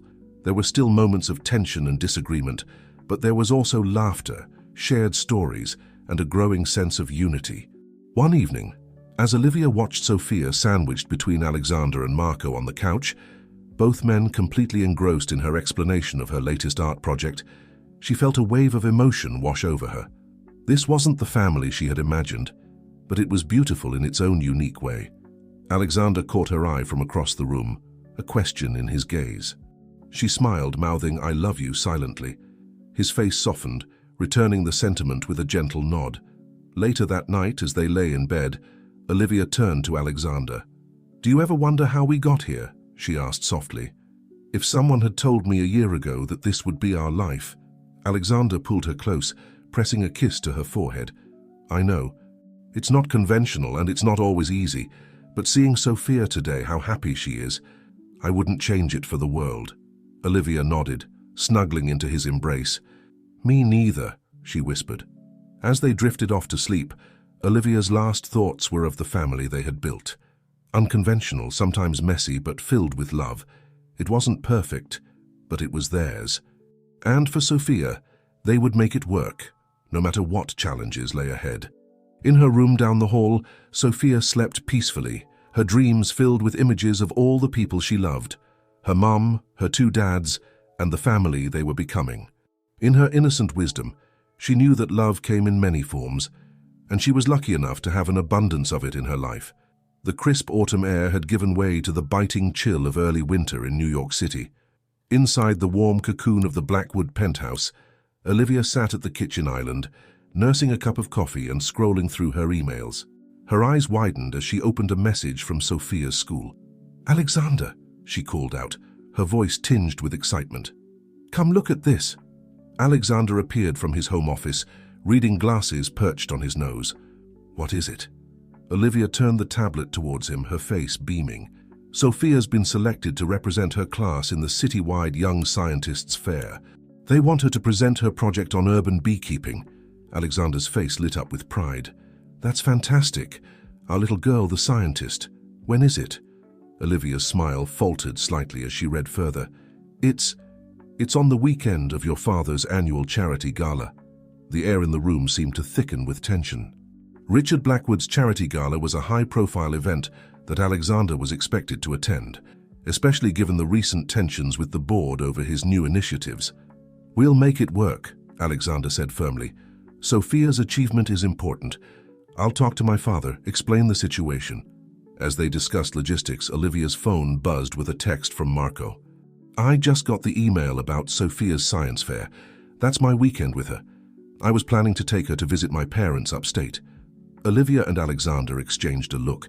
This was exactly the kind of situation that tested their new family dynamic. We should call a family meeting, Olivia suggested, all of us including Sophia. This is her moment after all. That evening, the unlikely family gathered in the living room. Sophia sat cross-legged on the floor, her eyes wide with anticipation, as the adults explained the situation. "So," Alexander began gently, "we have a bit of a scheduling conflict, sweetheart. Your science fair is the same weekend as a few other important events. We want to know what you think." Sophia's brow furrowed in concentration. "Well, I really want to show my project. I've worked so hard on it." Marco leaned forward, his expression serious. "I know you were excited about meeting your grandparents, Munchkin. We can reschedule that if the science fair is more important to you." Sophia nodded slowly, then looked up at Alexander. "But what about your fancy party, Daddy Alexander? Won't your dad be mad if you don't go?" Alexander felt a surge of emotion at Sophia's concern for him. He knelt down to her level, taking her small hands in his. "Don't you worry about that, sweetheart. Your accomplishments are more important to me than any party." Olivia watched the interaction, her heart swelling with love for her unconventional family. "What if," she suggested, "we all attend the science fair together, and then maybe we can find a way to stop by the gala afterwards, just for a little while?" The suggestion hung in the air for a moment before Sophia's face broke into a wide grin. "Really? Everyone would come to see my project?" Marco and Alexander exchanged a glance, a silent understanding passing between them. "Of course," they said in unison. As they ironed out the details, with Marco agreeing to reschedule his parents' visit and Alexander promising to talk to his father, Olivia marveled at how far they'd come. A year ago, such a negotiation would have seemed impossible. The day of the science fair arrived, bringing with it a flurry of activity. Sophia was a bundle of nervous energy as they helped her set up her display, complete with a small observation hive, sans bees for safety reasons, and detailed charts of honey production rates. As other families began to arrive, Olivia couldn't help but notice the curious glances thrown their way. It wasn't every day you saw a young girl flanked by her mother and two fathers, all beaming with equal pride. Sophia's presentation was a hit. She spoke with confidence and enthusiasm, fielding questions from judges and fellow students alike. When she was awarded first place in her age group, the cheers from her family were the loudest in the room. As they prepared to leave for the gala, Marco pulled Alexander aside. "Listen," he said, his voice gruff but sincere. "I know we've had our differences, but thank you for being there for Sophia, for supporting her like this." Alexander was taken aback by the unexpected olive branch. He nodded, extending his hand. "She's an amazing kid. We're all lucky to have her in our lives." The gala was in full swing by the time they arrived, the ballroom of the Ritz-Carlton glittering with New York's elite. Richard Blackwood's eyebrows shot up as he saw the unconventional group approach. "Alexander," he said, his voice tight, "I was beginning to think you weren't coming." Alexander stood tall, his arm around Sophia's shoulders. "Father, I'd like you to meet someone very special. This is Sophia, my daughter. She just won first place in the citywide Young Scientists Fair." Richard's gaze softened almost imperceptibly as he looked at the beaming little girl. "Is that so? Well, congratulations, young lady. Perhaps you'd like to tell me about your project." As Sophia launched into an enthusiastic explanation of urban beekeeping, with Olivia, Alexander, and even Marco chiming in, the tension in the air began to dissipate. Other guests gathered around, drawn by Sophia's infectious excitement and the unusual family dynamic on display. Later that evening, as they all piled into the elevator of the Blackwood penthouse, exhausted but happy, Olivia felt a sense of triumph. They had faced a challenging situation and come through it stronger than ever. "I'm proud of us," she said softly, looking around at her family. "All of us." Alexander squeezed her hand, while Marco nodded in agreement. Sophia, half asleep but still clutching her science fair ribbon, mumbled, "We're the best family ever." As they tucked Sophia into bed that night, with all three parents taking turns to kiss her goodnight, Olivia realized that they had crossed an important threshold. They weren't just coexisting or tolerating each other for Sophia's sake anymore. They were truly becoming a family, unconventional as it might be. The road ahead would still have its challenges. There would be more scheduling conflicts, more moments of tension, more curious looks from outsiders. But they had proven to themselves and to the world that they could face those challenges together. As Olivia and Alexander settled into bed, both physically and emotionally drained from the day's events, Alexander turned to her with a thoughtful expression.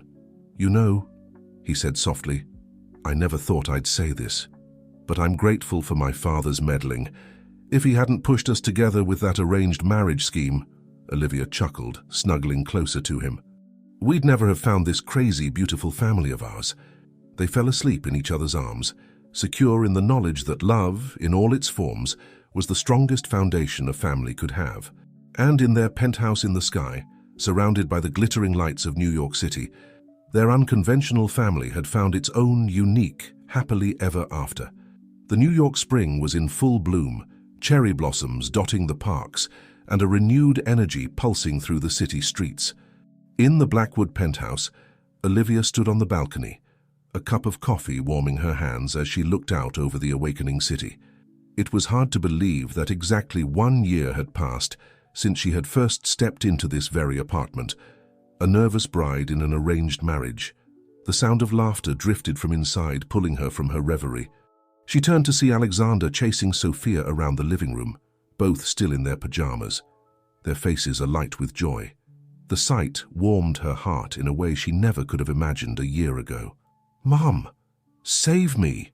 Sophia giggled, darting behind Olivia's legs as Alexander approached with exaggerated monster steps.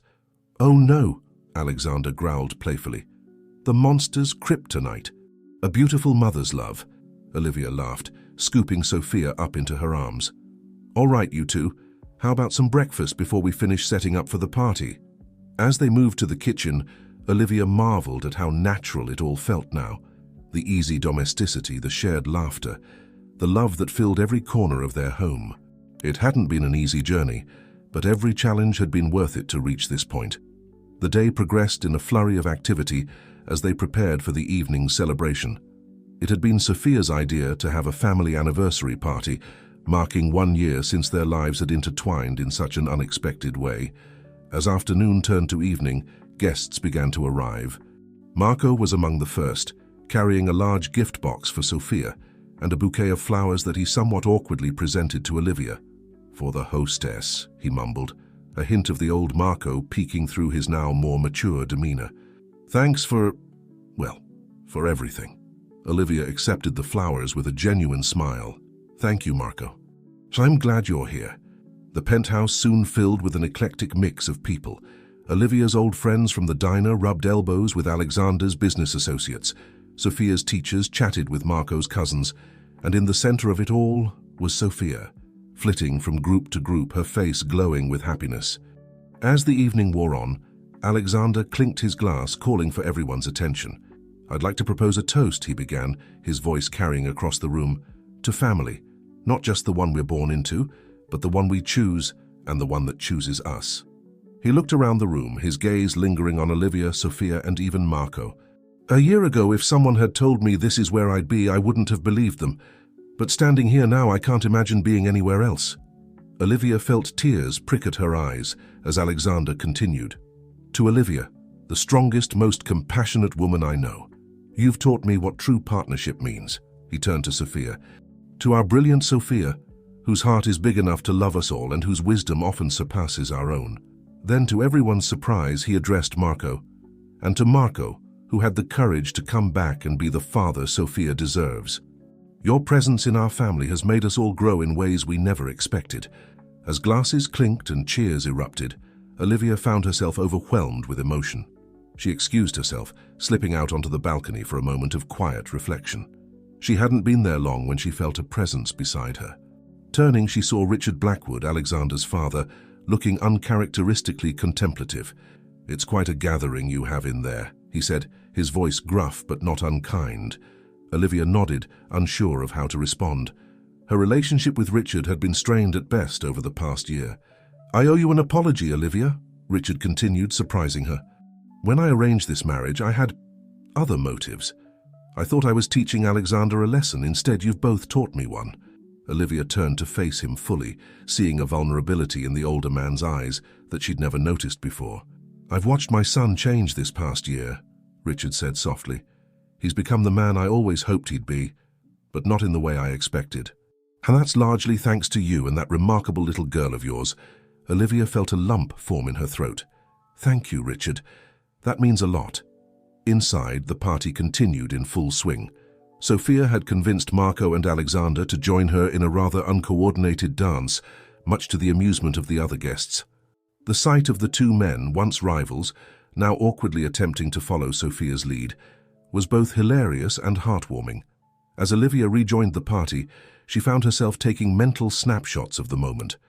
Mrs. Gonzalez, her former neighbor, deep in conversation with one of Alexander's board members. Jess from the diner, showing off pictures of her new baby to a group of cooing admirers. And in the center of it all, her family. Unconventional, sometimes messy, but filled with more love than she ever thought possible. Later that night, after the last guest had left and Sophia had been tucked into bed, Olivia and Alexander stood on the balcony, looking out at the city lights. "Can you believe it's been a year?" Olivia mused, leaning into Alexander's embrace. He chuckled, pressing a kiss to her temple. "In some ways, it feels like it's been much longer. In others, like it was just yesterday that you walked into my life and turned everything upside down." Olivia turned in his arms, meeting his gaze. "Any regrets?" she asked softly. Alexander's response was immediate and heartfelt. "Not a single one. You and Sophia. You're the best thing that's ever happened to me." As they stood there, wrapped in each other's arms, Olivia reflected on the journey that had brought them to this point. The arranged marriage that had blossomed into real love, the challenges they'd faced and overcome together, the family they'd built, piece by piece, with love and patience and understanding. It wasn't the life she had imagined for herself a year ago. It was better, richer, fuller. As the city hummed below them and the stars twinkled above, Olivia knew with absolute certainty that this was where she belonged, in this home, with this man, and the beautiful blended family they had created together. The future was still unwritten, sure to bring its own set of challenges and joys. But whatever came their way, Olivia knew they would face it as they had everything else, together bound by a love that had grown from the most unexpected of beginnings. In Sophia's room, the little girl slept peacefully, her dreams filled with images of the day's celebration. In her young mind, there was nothing unusual about her family. It was simply hers, filled with people who loved her and each other. And in the innocent wisdom of childhood, she knew that was all that really mattered. As midnight approached, marking the official end of their family anniversary, Olivia and Alexander shared a tender kiss. It was a kiss that spoke of love, of gratitude, of a future filled with promise. A kiss that sealed the journey of the past year and opened the door to all the adventures yet to come. In that moment, under the vast New York sky, their story had come full circle, but really they all knew it was just the beginning. The early morning sun streamed through the windows of the Blackwood penthouse, casting a warm glow over the breakfast table. Olivia sat sipping her coffee, watching with amusement as Alexander attempted to braid Sophia's hair for school. Their daughter, now 8 years old, was patiently instructing him on the intricate process. "No, Daddy, you need to cross this piece over. No, the other one. There you go." Alexander's tongue poked out slightly in concentration, his fingers fumbling with the silky strands. It was a far cry from the polished businessman Olivia had first met 2 years ago, and the sight filled her heart with love. "There!" Alexander exclaimed triumphantly, securing the braid with a hair tie. "How's that, Princess?" Sophia examined her reflection in her pink compact mirror, a gift from Marco on her last birthday. "It's perfect. Thanks, Daddy." As Sophia skipped off to gather her backpack, Olivia stood and wrapped her arms around Alexander's waist. "You're getting better at that, you know," she murmured, pressing a kiss to his cheek. Alexander chuckled, turning to face her. "Well, I have an excellent teacher. Speaking of which, are we still on for dinner with Marco tonight?" "To discuss Sophia's school options for next year?" Olivia nodded, marveling at how easily they now navigated these co-parenting discussions. "Yes, he's meeting us at that new Italian place at 7. He mentioned bringing someone. I think he might be seeing someone new." Before Alexander could respond, Sophia bounced back into the kitchen. "I'm ready. Oh, and don't forget, Parent Career Day is next week. Are you all coming?" Olivia and Alexander exchanged a glance, both remembering the complex negotiations that had gone into arranging this. "Yes, sweetheart," Olivia assured her. Daddy Alexander will talk about running the company. I'll discuss my work with the literacy program, and Marco will share about his graphic design job. Sophia beamed, her face alight with pride. I can't wait. My friends think it's so cool that I have 3 parents to talk about. As they headed out the door, Olivia couldn't help but reflect on how far they'd come. The journey hadn't been easy, but the result, this beautiful blended family, was worth every challenge they'd faced. The day passed in a whirlwind of activity. Olivia spent the morning at the community center, where she now ran a literacy program for underprivileged children, an initiative that had grown out of her volunteer work and was now supported by the Blackwood Foundation. Alexander was at the office, finalizing plans for a new eco-friendly tech initiative that had the board buzzing with excitement. That evening, they met Marco at the restaurant, a cozy Italian trattoria tucked away in a quiet corner of the city. Marco wasn't alone. He was accompanied by a warm-faced woman named Eleanor, a fellow graphic designer he'd been seeing for a few months. As they settled into their seats, Olivia was struck by the easy camaraderie that now existed between them all. Marco and Alexander were discussing a recent soccer match, while Elena chatted with Olivia about the literacy program. It was a scene she never could have imagined 2 years ago. So, Marco said as their meals arrived, about Sophia's schooling next year. I've been doing some research on that STEM-focused academy she's interested in. They spent the next hour discussing options, weighing pros and cons, and ultimately coming to a decision they all felt good about. It wasn't always easy, this 3-way parenting dynamic, but they had learned to navigate it with respect and open communication. As they were finishing their desserts, Alexander's phone buzzed with a message. His eyes widened as he read it, a slow smile spreading across his face. Everything okay? Olivia asked, touching his arm gently. Alexander nodded, his eyes shining with excitement. More than okay. Remember that proposal we submitted to turn some of the company's unused properties into affordable housing? The board just approved it unanimously. A cheer went up from the table, drawing curious glances from other diners. Olivia felt a surge of pride. This project had been Alexander's passion for months, a way to give back to the community and make a real difference. As they left the restaurant, hugs and congratulations were exchanged all around. Marco and Elena headed off in one direction, while Olivia and Alexander strolled hand in hand towards home. You know, Alexander said softly as they walked, I was thinking about something my father said to me recently. He told me that watching our family come together, seeing how we've all grown and changed, it's made him rethink a lot of things. Olivia squeezed his hand encouragingly. Oh, Alexander nodded. He's talking about stepping down as CEO, letting me take over fully, but he also wants to start a family foundation focusing on supporting non-traditional families and children in need. Olivia felt tears prick at her eyes. Alexander, that's wonderful. Your father has come so far. We all have, Alexander murmured, pulling her close as they walked. Back at the penthouse, they found Sophia still awake, curled up on the couch with a book.